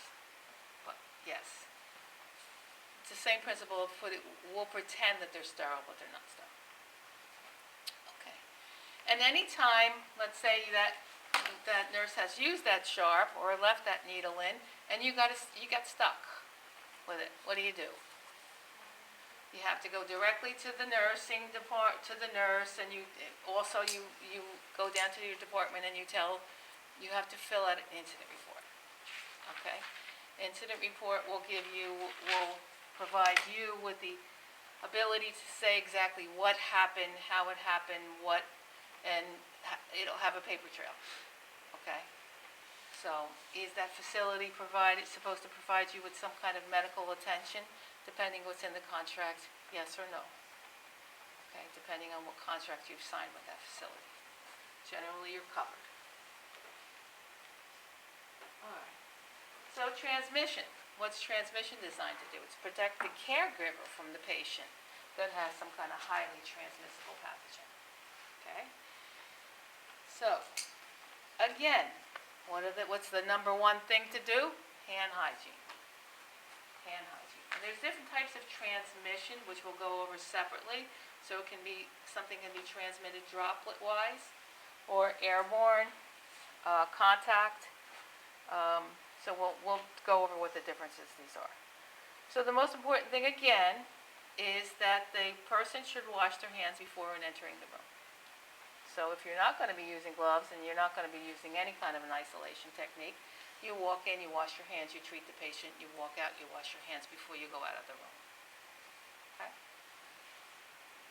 Those of you who are in outpatient facilities right now, do your therapists wash their hands? They do. All the time? Yes. Yeah. I think especially now with COVID, right? Did you always notice that? Yeah? Because, and the reason why I ask is because I remember when I was in an outpatient setting, I used to do a lot of hand washing, and then there was a patient one time said, that therapist just went to him, and then she went to her, and then she went to him, and she didn't wash her hands at all. So the patient noticed. But it's really, really important, and patients generally, they're not going to see if you wash your hands. They're not going to ask you if you wash your hands. You guys will be much more critical of it, knowing that how important it is. Or if somebody gives you a needle, are you always ensuring, if they're taking your blood, that they put alcohol on the area first? So, yes? No? Okay.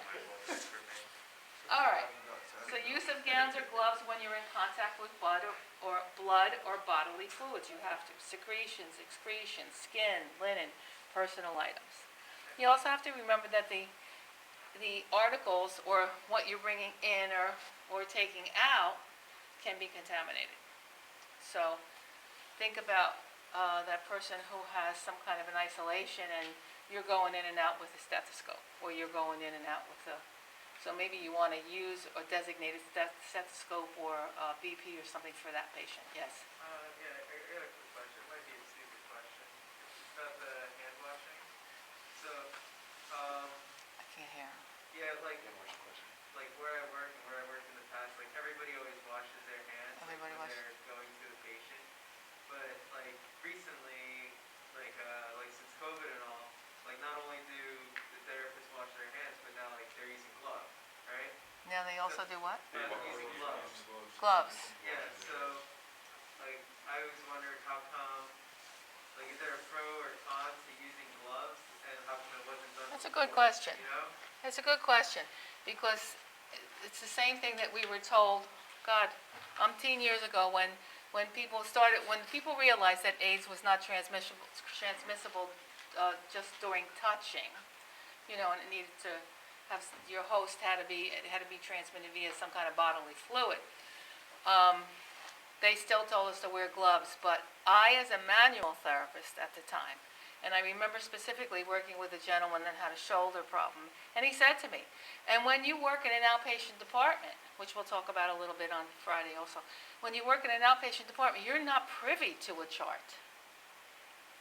You know, you work in an inpatient department, you see everything.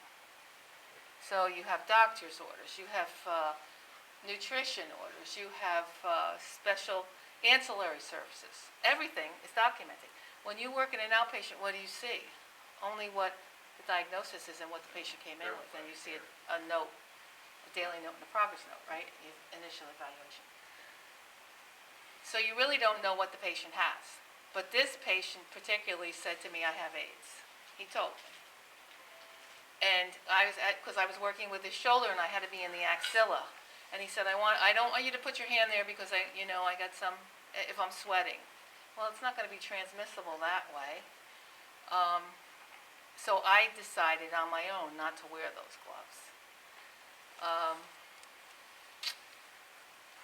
But universal precautions is to treat everybody like they have a disease. So do gloves interfere with treatment? Well, you weigh one against the other, right? I mean, I know, as I said, a lot of people, especially in the subacute facilities, because there's other things going on like MRSA and C. diff, and those are all contact, they're associated with contact isolation. So I worked at a restaurant, and when COVID first started, they forced us to wear gloves, and then they realized that we're not going to take all of our gloves after every single dish we touch and stuff. So then they reverted back, and they were like, Yeah, instead of wearing gloves, just wash your hands Yeah. constantly.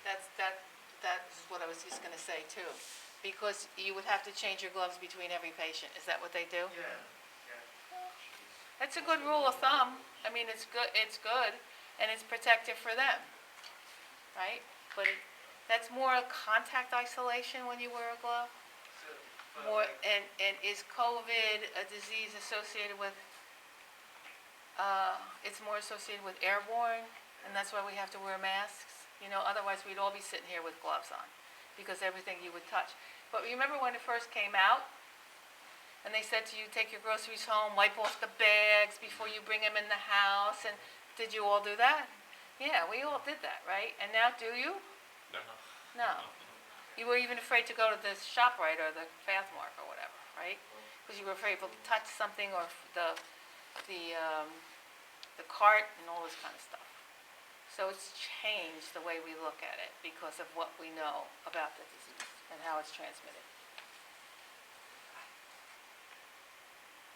So medical asepsis, it can involve isolation because it's the pathogens are confined to a specific area, so we could isolate that patient. So for example, who do we isolate?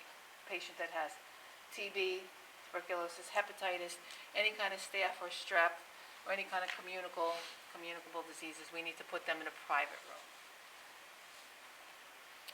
if we're going to work with the patient, we need to protect the caregiver from the patient. So we need to protect us. May I have your attention, please? Our college's coronavirus task force needs everyone's full cooperation and adherence to the CDC's COVID-19 guidelines when you are in the building. Everyone must wear a face mask at all times in public areas of the building. Everyone should observe social distancing, which is 6 feet apart. There should be no more than 2 people on an elevator at any one time. Everyone should wash their hands frequently, and if you feel ill, please stay home. Thank you for your cooperation. Okay, so we need to protect the caregiver from the patient, so it's really important in how we take off our PPEs, because we don't want to take this stuff with us. You know, if I were going to work with a patient and I were going to work with this in a hospital setting, and I was concerned about the contamination, I would not wear this, right? I would wear a gown, a paper gown that I could take off and I could throw away. And we're going to talk about how you would remove a gown and how you would remove gloves and how you would remove these PPEs. Surgical asepsis. So this is something that you probably won't be involved in unless some of you work in or go to clinicals that are inpatients. Because if you are in an inpatient clinical, I'm not so sure if they'll do it right now. They may do it over the summer when restrictions lessen and, you know, depending on how things happen. But when you're in inpatient settings, we encourage you to ask if you could see surgery. So you could see things like total hip replacements and, you know, total knee replacements and so, and they will accept the student, and you would have to do surgical asepsis. Yeah.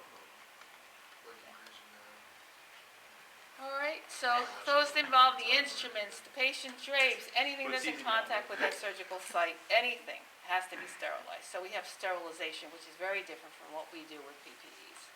Okay, surgical hand scrubs are different than what we do as far as hand. How do we wash our hands? We say happy birthday for 20 seconds. You wash your hands in the sink. Well, we'll just talk about that in 1 second. But you wash in your hand with your hands down, right? So that the water, after you've washed them, that the dirt and the organisms come off and go into the sink. Okay. So with and they have surgical hand scrubs, and they have different things that they have in the hospitals and in the ICUs and in the surgery suites where you don't actually have to physically touch anything. You know, here you put your hand under, it's activated, motion activated, etc. But there are places that you use your foot for a foot pedal where the antiseptic comes out, or you use your knee to push on a lever, and then you have the antiseptic come out. So, hand hygiene. These pathogens can be transmitted through direct contact, as we said before, through the air, through clothing, as well as linen. So the patient's linen you really want to think about. If something's not cleaned properly, any kind of equipment that's in the patient's room, for a kid if it's toys, moisture droplets, any of these things. The most important activity to spread the disease or spread pathogens or the result pathogens is hand washing. So right now we have these hand rubs which are alcohol based, and they're in these containers which contain alcohol as well as glycerol. Glycerol is needed to maintain to prevent the harshness on your hands and maintain your hands to be softer. It's the most effective way to decontaminate your hands without hand washing. Now, there is something that says it is more accessible in a sink, which is true, right? Because you see them everywhere. You take out that sentence, more effective than soap and water, does it say? Yeah. More effective than soap and water. Because years ago, this is what they said, CDC has changed its tune on this. It's not more effective than soap and water. So Okay. is it equal, or is it soap and water is superior? Soap and water is thought to be better, Okay. but not soap. You know, I'm not talking about like a bar of soap. Could you use a bar of soap? Could you use a bar of soap? Could be contaminated. What do you think?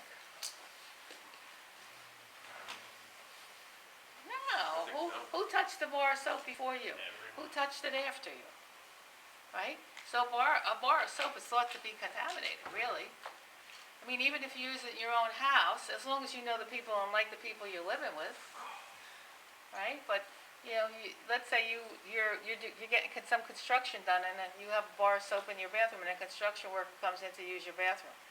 He's using the same soap you are. You don't know what he has done with his hands or where his hands were, right? So that soap is now contaminated. So you're going to use this antiseptic will decrease the bacterial counts. You're going to rub it together for about 25 seconds. That's what you're supposed to do.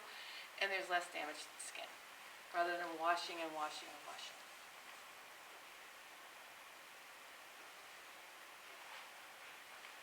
Okay, so not the most effective way to decontaminate. It's preferred method when you're going to have dirty or soiled hands. So as I said before, when you're going to use soap, it's not the same thing as using some kind of a germicidal agent. So that germicidal agent is added to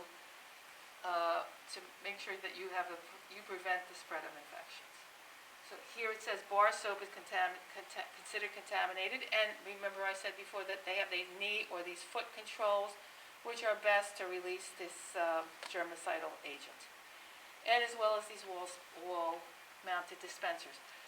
On the state board exam, they did ask a question about how long it should take for you to wash your hands, and the CDC recommends that it should take about 60 seconds.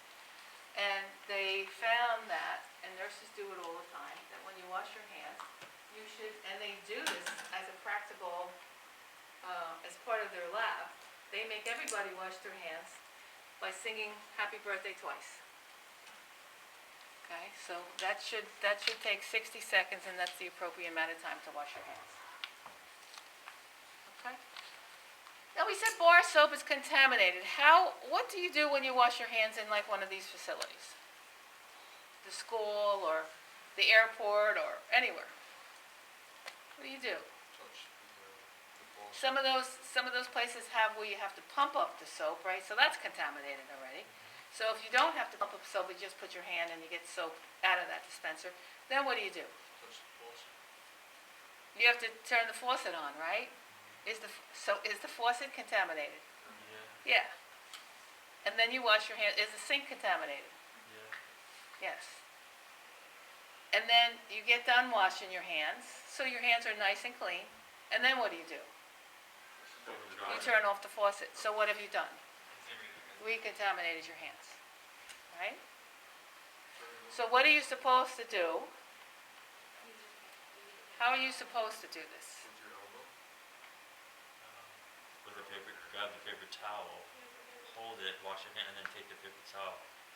That's what you're supposed to do. You're supposed to open the faucet with the paper towel, wash your hands, and you're supposed to close the faucet with the paper towel, or you can use another paper towel, and then you're supposed to go approach the door and open the door with a paper towel. So that then get rid of the paper towel. The problem now, as I see it here, well, not here, because I know at least for the ladies' room, I don't know for the men's room, but for the ladies' room they have the dryers that you just put your hand under and it dries you, but they also have paper towels on the sink. I don't know if they do that in the men's room. But that becomes a problem too, right? Because you've just washed your hands. If you don't have a paper towel, like you said, you could use your elbows to turn the water off, right? And then go over and put your hands underneath the automatic dryer, but then you have to open the door. So a lot of times what I do when I'm in those situations, I wait for somebody, because if you go in the airport or something, it's pretty busy, and there's no door, so you could just walk out, right? There's no doors in airports to get in and out of the bathroom. There's just that like little vestibule, and a lot of places are like that. But in the event that they're not, you got to be creative in how you open the door. So you could open it with your sleeve, you could open it with your elbow, you could open it with, in order to make sure that you're not contaminated. Okay? Sounds like a lot, but you keep doing it, it's nothing. Do you have bar soap at home? You do. You know, I used to have bar soap all the time, and then I realized that if I'm in my powder room downstairs where people come in and out, I don't really want to use bar soap. But then I have the pump soap, and the pump soap, again, you have to put your hand on the pump soap before you get the soap. So then I wind up cleaning the top of the pump. I know, try to stay as safe as possible. So how do we transmit pathogens? Again, through contact, through droplet, and through airborne. So there's three categories that are pathogen transmission. So these isolation techniques. Contact. It's transmission directly or indirectly. So indirectly, touching somebody or indirectly, infected person to another infected person. So you could have two different people or two people. What if you have a semi-private room? And you have a patient that has some kind of disorder, MRSA or something, or C. diff or something like that. And then you put somebody else in that room. You think that's a good thing? Okay. It's not a good thing because indirectly that person can get that. They're not direct contact, but indirect contact, they can get that. So the only way that you would put two people in this semi-private room together is if they both have the same thing. Okay. So they both have the same isolation procedures and they both have the same thing. So people that you would use contact or contact isolation with somebody maybe who has C. diff, as I mentioned. What's C. diff? Yeah, it affects the gut. It affects the colon, bacteria. And patients have excessive diarrhea. Horrible. They can have diarrhea 10 times a day, 20 times a day. And it's very, very transmissible. You hold in your belly, do you have to? No, I'm feeling it, you know. You're not? No, I'm good, Oh. I'm good, just. So C. diff here. Okay, Yeah. so C. difficile, yeah. It's a terrible, terrible, terrible, terrible thing. My mom was in a facility, she had I think I told you about her, she had a hip replacement, and the hip replacement became infected, right? How did I know? In all my days, I never treated a hip replacement that was infected. So she wound up in a subacute facility for a long time. I'm not talking about the wound being infected, I'm talking about the prosthesis. Prosthesis is infected. She has to be on long-term antibiotics for the rest of her life. Horrible, absolutely horrible. Second time this happened with this second time this happened with this surgeon in 40 years of practice. But it happened. And of course it had happened. It's horrible. But anyway, she had C. diff maybe while she was in the facility for 3 months. She probably had C. diff 3 times. Horrible. Absolutely horrible. Because what they were doing at this facility, and you know, you have to open your eyes when you go to these subacute facilities. They had one sink in the room.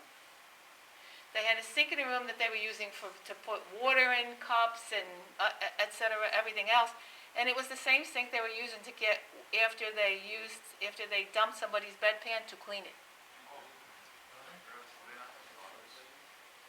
So of course, I made a big stink and blah blah blah, and then they said, "Oh, don't worry, we won't do it that way anymore." But you know, she continued to get C. diff. Absolutely horrible. And what does excessive diarrhea do to you? Dehydrates you, because you go into acidosis. You go into metabolic acidosis, which we'll talk about in a week or two. Yeah, it's not good. So these people just know this, though, and if you have C. diff or you have a patient that's suspected of having C. diff, make sure that you know that the other person in the room has C. diff also, and that you're not putting one patient in the room who has C. diff with another person. How long You can't does it do last? that. How long does it last? What was what? How long does that last? Oh, days. Yeah, a couple days. Yeah, it's absolutely horrible. And just think about how you know yourself how you have if you have abdominal cramps, and sometimes it could lead really serious colon inflammation. The colon becomes extremely inflamed. Okay, so these contact isolation is done with persons with herpes simplex and C. diff. It's really, really important too Think about that aide working with that patient. They know you have contact isolation. Anytime anybody is in isolation, by the way, there's a sign on the door. Okay? The sign on the door says stop. All right? So please remember that, because as students, sometimes you're just so gung-ho to walk into the door, you don't even realize. The sign says stop. A lot of times the equipment is on the side, the PPEs are on the side. So it'll tell you, patient in contact isolation must wear gloves. Okay? Now what if you're working with the patient in contact isolation, but you're working with this patient closely? You have to get them up out of the bed. Now, contact isolation is basically gloves, but if I have to go and do a transfer technique where I have to do body to body, then what do I have to wear? A gown. Okay? Droplet is through, respiratory droplets come from this, when you sneeze, when you cough, and when you talk across even when you talk across, that's why they say when you have a sterile field, you don't want to talk across it, because just to even, some people, and you realize, I'm sure you've talked to people that when they talk to you, sometimes they spit in your face. That ever happened to you? Somebody just, and they don't mean it, but it's just like, there's a droplet. So you have to be careful of that. So these people that have droplet precautions are people that may have colds, mumps. Airborne is infectious particles through the air or through dust, and they include like measles or TB. With those kind of patients, you need to have a fit tested N95. So you guys know what an N95 is. It's a mask, and it's fit tested to make sure, anybody ever get fit tested? Yeah? No? What do they do with you? Because sometimes they do something really quick. They put the mask on. Put a mask on, they put this little bubble over your head, and then they have you taste this diluted sucrose solution. And they spray. So they spray it, and if you can taste it, that means it's going through your mask. Yes. You can't tolerate it. So did you hear what she said? They spray some stuff. They spray different things into on the mask itself, and if you can taste it, then you know that it's not fitted. It's not fit properly. And how long do you work in a facility that do fit testing? Yeah, like a hospital. In a hospital, and how long they let you do it? Usually it's about 20 different patients before they change they have to get another mask. Yeah, so well, for us, they do every shift now, Every fifth? Every shift. Oh, every shift they change. I work an 8-hour shift. I can. Oh, get so a you new wear mask. for 8 hours? Yeah, for 8 hours, and then Okay. I can get a new mask the second shift. Okay, some facilities are a little more lenient, and they say after 20 hours, but that's continuously working with somebody, because it loses its effect over time, and they're expensive, they're more expensive than regular masks, and it's time consuming to fit test somebody, because you have to actually take the time to put the mask on somebody and fit test. A lot of the places you will be going will require you to they will fit test you. They gave us this little card to put on the back of our ID that says our size, so that every time you go, they give you this, that. yeah. So some of you will be fit tested, and last spring, and last summer, when we had students at facilities, our administration had to make a decision whether our students could treat COVID patients. Because at that time, a lot of facilities were saying students do not treat COVID patients. Just the PTs and the PTAs that work at the facility treat COVID patients. But that's changing. Yes? No, just to make note of the fit testing, for the mask, for the guys, it does make a difference if you have a beard. They made me shave mine. I didn't hear. Yeah, they said for guys, it makes a difference for the fit test. For guys, would it make a difference? Only for people like Joe who has a big nose.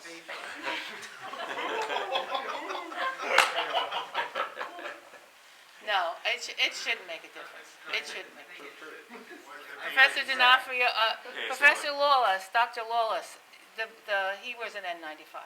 And then he wears something over it, because he treats COVID patients. No, I was just saying because I've worked with painting and the spray and we'll wear I'll wear the respirator and if I have any facial hair those chemicals are still coming through and I can smell it, Yeah. So So with the fit tested ones, you can't. Yeah. So, And the beard would be fine. Yeah, they make sure that if you even taste it the slightest, and it's a diluted solution, but because even though it's diluted, it's still really strong. It tastes like sugar, but it doesn't taste good. So if you can even taste it the slightest, they fit you until it's literally suctioned to your face and you can't get anything in or out. Because if you can taste the sugar, that means the particles can go through right, it. right, right. So you'll be fine. Wait, so. Okay. So is that why they're, well, I'm not sure, is that why, since people are not getting fitted for their masks, is that why they suggest wearing two masks now or something? No, these people still are fitted for mask and put another mask over it. So you mean to tell me I Yeah, can't they just put wear a another face mask shield? over it. Yeah, just for protection. Initially, when they were doing this, and, they're just paying that much more attention to it now. Initially, it was just a regular mask. Now they know they had to do fit testing, and just for your protection, they put another mask over it. Some people wear 3 masks. So, okay. All right. So the fundamentals of infection procedures are garments as well as the biohazardous bags, and it'll provide you with directions on the red, the yellow, et cetera, where it's located. Container, you should always see a container for disposal of sharps, and there should be color code signs on the doors. Okay, it should tell you to stop, blah, blah, blah, don't proceed and what to look for. So contact precaution, hand washing. Gloves when entering the room. Take the gloves off when you get out. Gloves with direct contact, remove before leaving the room, right? Private or semi-private room this patient has to have, right? And what did I say about the semi-private room? Semi-private room, that if somebody else is in that room, it has to be a person with the same kind of infection. You keep any kind of dedicated equipment that you're going to use with the patient inside the room. You don't take it out and bring it back. So if I'm working with this patient and I'm using, whatever, some kind of a therapeutic intervention, leave it in the room. So equipment will be designated specifically for that patient, as I said. If you remove it, if you're removing something or disinfecting something or getting ready something, you're going to throw it in a biohazard bag.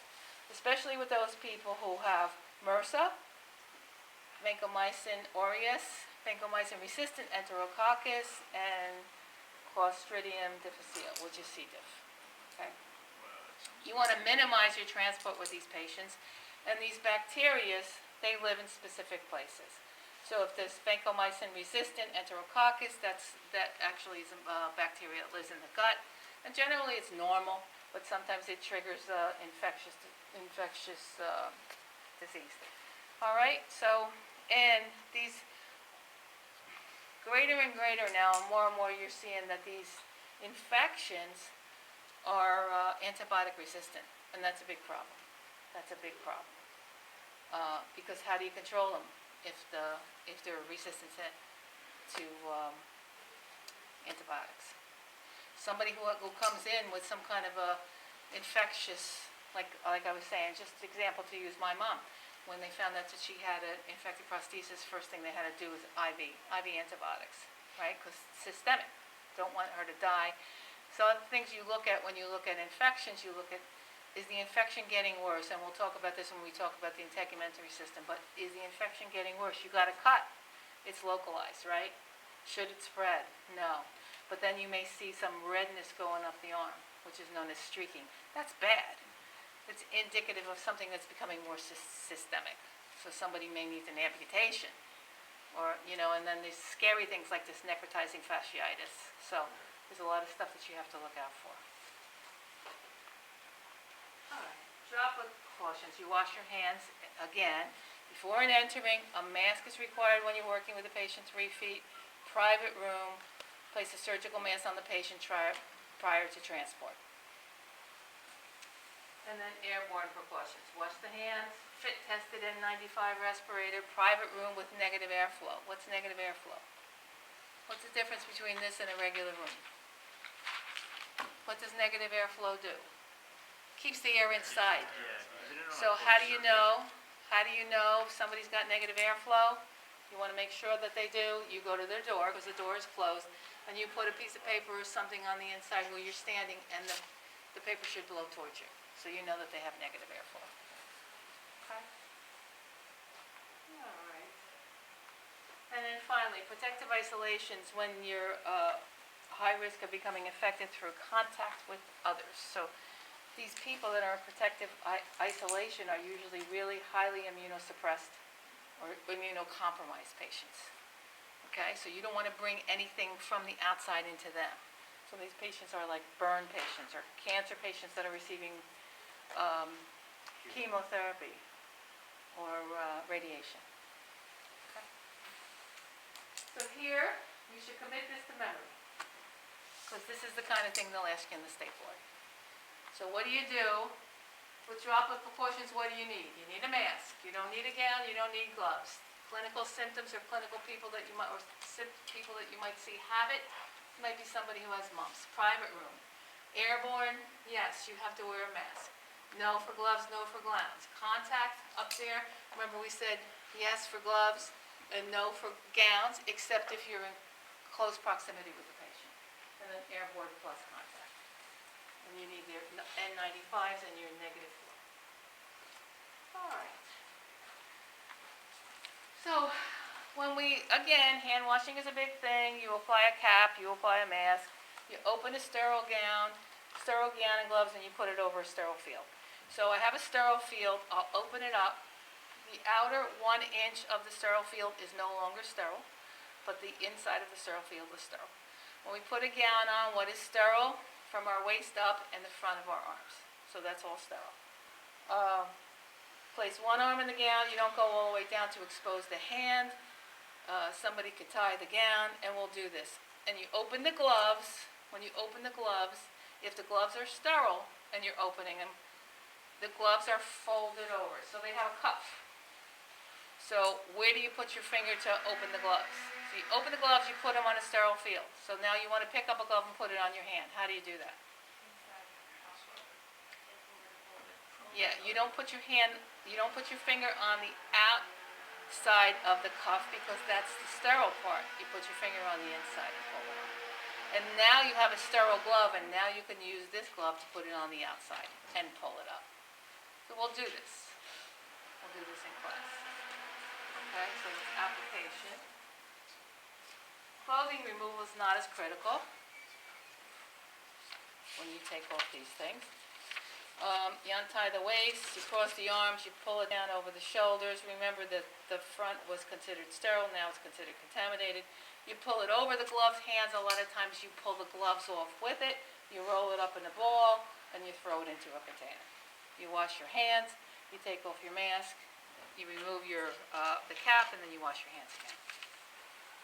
There's OSHA standards, which stand for Occupational and Safety Health Administration regulations, and every facility you work in, you'll get an orientation to what OSHA standards are. So it's an education for you guys about infectious disease and Hep V and HIV, and how you dispose with proper infectious material. Let's say even if you're working in the inpatient, and you're working with wound care, and you're working with whirlpools, what kind of disinfectant do you use to clean the whirlpool? What happens if something drops on the floor?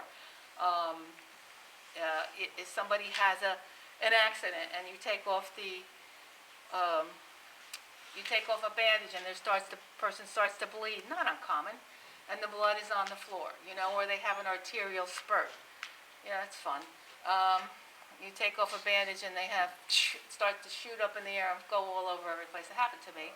Happened to me and a friend of mine. I didn't have goggles on, which, thank God, nothing happened to my eye, but I did have a gown on though. So the blood went all over the gown, it went all over her, and then we just had what do you do when you have an arterial bleed? Compression, right? So we had to grab a towel, a clean towel. I mean, we didn't have anything sterile with us. We had a clean towel and just applied direct compression. Told the doctor, phoned the nurse, had somebody come down and transport him back upstairs. You saw a code on that? Like that arterial bleed? No. It was a local, I think it was brachial. Can't recall. But, he was a IV drug abuser. All right, so sterile fields. Sterile field prevent the spread of germs, and remember I said prevents non-contamination. If we autoclave material, when we autoclave material, it requires some kind of a steam under pressure.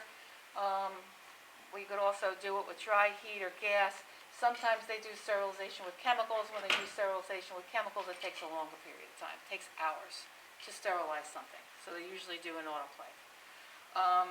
When you look at a sterile materials, you want to check the package. When was the date? Is it open? It should have black or green lines on it with tape to seal the package, and these colors will indicate that that is sterile. So after opening a sterile field, the outer 1 inch, as I said before, is no longer sterile. So when we have a sterile field, what do we have to avoid? I have a sterile field here. If the patient is there, I'm not going to do this, right? I'm not reaching over a sterile field. So the outer border is, the outer 1 inch is not sterile. Anything from my waist down is not sterile. I'm going to avoid talking across the sterile field, reaching across the sterile field. Okay? And let's see. For the sterile, this is pretty much common sense, but I always put it here. If a sterile object comes in contact with something that's non-sterile, it's no longer sterile. Makes sense, right? Gloves, the front again and above the waist are sterile. Keep a plastic container near you so that you get rid of contaminated materials. Remove soil dressing carefully. Wear gloves, use tape, blah, blah, blah. Double bag if you need to do isolation material. That's not important. All right. So we will do it, and it'll make more sense after you do it, because we'll learn how to put on a gown and gloves and PPEs. So I threw this in here because we also need to do some bandaging. Not real bandaging of, we'll do like a little bit of bandaging. You guys don't do so much wound care, but what you do is wrap stumps and teach patient how to wrap stumps, because we do a lot of, you work with a lot of amputations. So what is a bandage? A bandage is just like a cloth that you use on some part of the body, and it can be, and the bandages all have different names depending on their manufacturer. So there's a Curlex, and there's a Comfort, and there's, all these different names of different type of bandages, and the different sizes of gauze bandages, 4x4s, 1x1s, 2x2s. I'm sure you've seen these in CVS. So they can, and bandages may actually be of gauze. You could do a gauze bandage. You could do a triangular bandage. You could use muslin for a bandage, anything that's available. Okay? You have to know why you use it, and there are some bandages that come with clips, and there are other bandages that will come with tape. So clips as opposed to safety pins, as opposed to tape. What do you think is the safest? Tape? Tape. Especially if somebody is asensate. So if they're asensate and they don't have a problem with feeling, like somebody with peripheral neuropathy, you're going to use tape. Okay? Would you prefer to use a clip or a safety pin? Clip. Safety pin. Safety pin. Because a clip can move over to the skin and be digging into that patient's skin. It's not really that protective. A safety pin is usually closed, right? So a safety pin is a better thing to use if you have to use it. All right. So we want to create a pressure over a part. So if there's an arterial puncture site, you use that. We also use bandages to immobilize, to support a wound, to prevent edema. Also to help with venous return. So if we want to use an abdominal binder, we could promote venous return in somebody who's like a paraplegic, and which we'll talk about when we talk about autonomic dysreflexia. We want return from the periphery. So if we have a decreased return from the periphery, patient can faint. Okay? So we can secure a splint, secure a dressing, all those things we do wrapping for. We want to elevate the limb. Why do we want to elevate the limb? Increase venous return. And we always want to go distal proximal. So we want to always apply application of bandages from the foot to the heart. Equal amount of pressure on each turn. You don't want unequal pressure. You may pull a little bit, which we'll talk about when we do like a stump. add a little bit more compression distally than proximally, but we're never going to try to just, as you wrap, you want to be pretty consistent. You want to make sure you leave something open, so you look for color. You look to see if something is cyanotic. If it's cyanotic, what color would it be? Blue. Or if it's pale, it's ischemia, so it's white. You want to also check for absence of pulses, especially in the lower extremity when you're doing an ankle or a knee. What are we looking for? What pulse specifically? Dorsal speed. Okay. All right. Greater tension distally than proximally. Types of bandages, so we'll just, there's a circular bandage, just will anchor a bandage. Spiral bandages, they overlap. And spiral reverse is really not used today. A recurrent bandage actually comes over itself. So think about, and we'll practice this in lab. Think about if you had to wrap somebody's head, you'd overlap it to go back and forth and back and forth. That's known as a recurrent bandage. Most common bandages that we're going to use and that we will be involved in is figure eights. Okay? And sometimes you use a combination of everything. You may start circularly and then go into a figure eight. There's a little, which we won't take the time, because a little blurb here that you can look at home, a little site. Just take a look at that. All right, so when do you know that the bandage is applied improperly? You get some changes distally to the bandage. So it's too tight or it's too loose. It's not, it's falling off. You have pain associated with it. It's blue. Tingling, burning. So a patient may complain of burning in the area. Coldness, numbness. You may see edema, large amount of edema. So you've created a tourniquet effect. Or the bandage starts to fall off or move. All right. Who do we use these for? So there's certain people here where you may see that top person right there has a hemicorpectomy. The entire pelvis and the distal structures have been removed. Okay, so that's that. Hemipelvectomy is when half the pelvis is gone. So you see that they have a prosthesis. You see both people have prosthesis. Hip disarticulation is when the pelvis remains and they remove the hip. Then AK, so hip disarticulation. A BK is a knee disarticulation. So we also name these by where they are, right? So an AK would be what? Transfemoral amputation, and a BK is a transtibial amputation. Okay, so you see those. Ankle disarticulation or SIMS, I'll show you that. Usually with an ankle disarticulation, what they do is they kind of try to save or fabricate a fat pad so the person can be a little bit weight-bearing or stand on it, but it really is not successful because it breaks down, and these people usually wind up with a whittling, then they get higher amputations. So the ankle is removed. We'll talk about the show pat and the Liz Frank. So I'll show you some examples of that. All right. So here's two amputations, the Liz Frank and a show part. What does it look like the show part amputation is? You see, show part amputation, what bones are involved? Calcaneal, what joint is it? Calcaneal, cuboid, what else? Talonavicular. So talonavicular, calcaneal, cuboid, what joint is it? Mid-tarsal joint. So it's an amputation at the mid-tarsal joint. What about Liz Frank? What does that involve? See the metatarsals and the cuneiforms, right? So what is that known as? What joint is that? What joint? Tarsal metatarsal joint. Okay. Tarsal metatarsal joint.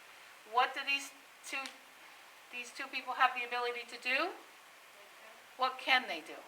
Dorsiflexion. They can dorsiflex and plantarflex, right? And what can, even that Liz Frank can have a little involvement in supination and pronation. Yeah? So that means they're still getting trace amounts of inversion and eversion as well. Trace amounts of what? Inversion and eversion? Yeah. Okay. Here, Symes amputation. So what are left? The malleoli, right? And here's what it looks like. But is that a real functional No. amputation? not, because it's difficult to weight bear. Like I said, they fabricate a fat pad, so there is a fat pad so that you could weight bear a little bit on it. But it's not specific for ambulation, because over time you get a degree of breakdown, and then when you have a degree of breakdown and it's somebody who has maybe some premorbid conditions anyway, what do they have to do? It's called the whittling effect. Whittling. So they start to cut up.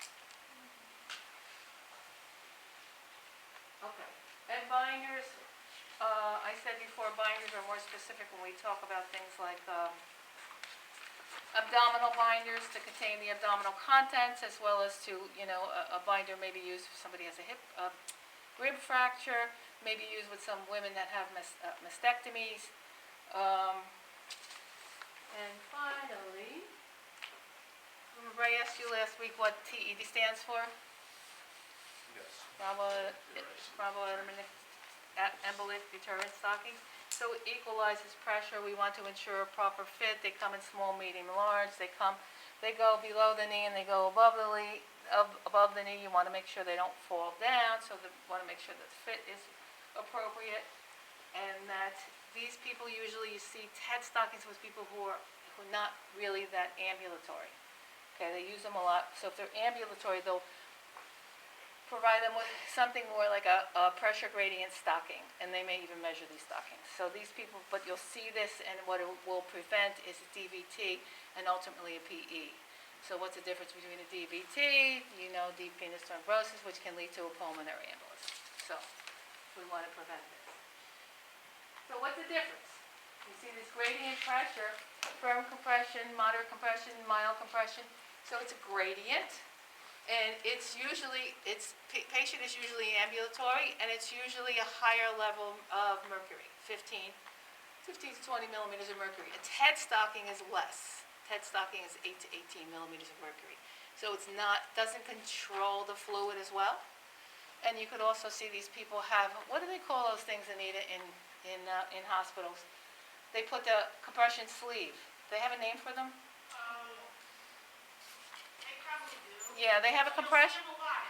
Yeah, you see them a lot in the inpatient facility. I think I don't know if it has a vendor's name, but it's a compression sleeve that they'll put on a patient, and then when the patient doesn't have a compression sleeve on, they'll have a TED stocking. Okay? And it's mechanical, it inflames gradually. Yes. And it starts distilling. Yeah. There are some and when we talk about Job's compression units, which we will use for lymphedema, there are gradient compression sleeves, and there are also compression sleeves that just compress all at one time. But the gradient is the best because you're going from distal to proximal. Okay? So you have a little bit mild compression. All right. And this picture shows you what's wrong with this as opposed to this.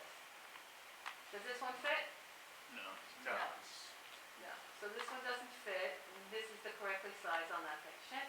And this is just an example of all kinds of, they come in colors, they come elasticized, they come self-sticking, they come looking like mesh. There's a lot of different kinds of meshes. All right, this is Coban. I love this because it self-sticks. So you put this on somebody, you don't need any tape. And it also comes in colors, and it's great for kids. That would have to be bandaged, right? So that is a picture of a burn. Whoa. Yeah. Whoa. So we're going to have a burn expert. Well, I should say he treated burns for all his life. He's going to come in and give you just a lecture on burns, and he's going to have the greatest pictures. So make sure you don't eat breakfast that day. This next one's tough too. But that's a burn. So what these areas may need to be debrided. Stop, dude. I'm never gonna be able to eat that again. Damn it. Okay, that's a really bad burn. Dude. Oh, is that a? Okay, so you can see this guy is Caucasian. You can see his foot. What is the therapist checking for? A pulse, to see if that is viable. He has lost this leg. He's become a BK here, and they're trying to save this leg. This is crazy. Oh, man. Do you know what that's from? That's tough. This was a burn. Well, I know it's burn, but I'm saying, like, would that have been like a car He was fire? in a fire, in a house fire. House fire? Okay, that's an amputation. Beautiful. Okay, elbow amputation. That's a nice, That was that's a great. nice BK. That's a nice BK. A little bit of dog ears here. We'll get them down with a little bit more wrapping. So this person needs a little bit more stump wrapping, but this is well healed. And what are the reasons we do stump wrapping? 3 major reasons. Control edema. Sometimes they do a stump shrinker too. They put a stump shrinker on the person, but 3 major reasons. Control edema. All right, that's also to desensitize the limb. Why do we need to desensitize the limb? Why? Are you used to walking on that stump? No, so we have to smack it around. We have to hit it. We have to tap it. We have to desensitize it. Because now that limb is going to be in, and you know, there's different ways. I made one time a pylon for someone because guy had no money. So I made it for him. And, you know, I was very fortunate that it worked, so. But you have to, you will learn that there's certain relief areas that you have to set your pylon when you do. And those of you who may even just go over to a prosthetist in the hospital and look at some of this stuff, it's really cool. So you're going to have a prosthesis for this patient. So you need to make sure that you desensitize the stump, that you decrease the amount of edema associated with the stump, and also for shaping. Shaping is very, very important. Shaping is probably the most important reason, because you need to get that stump in a prosthesis. If you don't have the ability to put that stump inside a prosthesis, the patient cannot ambulate. Okay? So, major reason. When we do stump wrapping, we're going to use a 4-inch or a 6-inch stump wrap, You use a 4-inch for a BK and a 6-inch for an AK. Okay? 4-inch for BK, 6-inch for AK. And we'll practice this. And then finally, this was a little bandage they had to use for this poor little doggy who became incontinent secondary to a tumor in the kidney. And that's it. So you hit us with the cute stuff after the gnarly stuff, that's fine. Okay? What I do for a week. All right, so today, we're going to finish, hopefully, I mean, some of you already know the blood pressure and et cetera, just bear with us. We're going to do an activity today that involves, I sent it to you, right? Yeah, an activity that involves looking at the rate of perceived exertion as well as blood pressure and vitals. I didn't send it to you guys. We'll give it to you when you come in the room. And we're going to do an activity and we're going to monitor vitals. Okay? And then next week we're going to move on to next week, yeah. We have to move on to something else. So please practice all this on your own. Now, we will have some open labs on Mondays and Wednesdays. I'm going to try for Tuesdays and Thursdays, but we will be able to do some open lab for Mondays and Wednesdays. Thank you. Okay? And name tags are coming.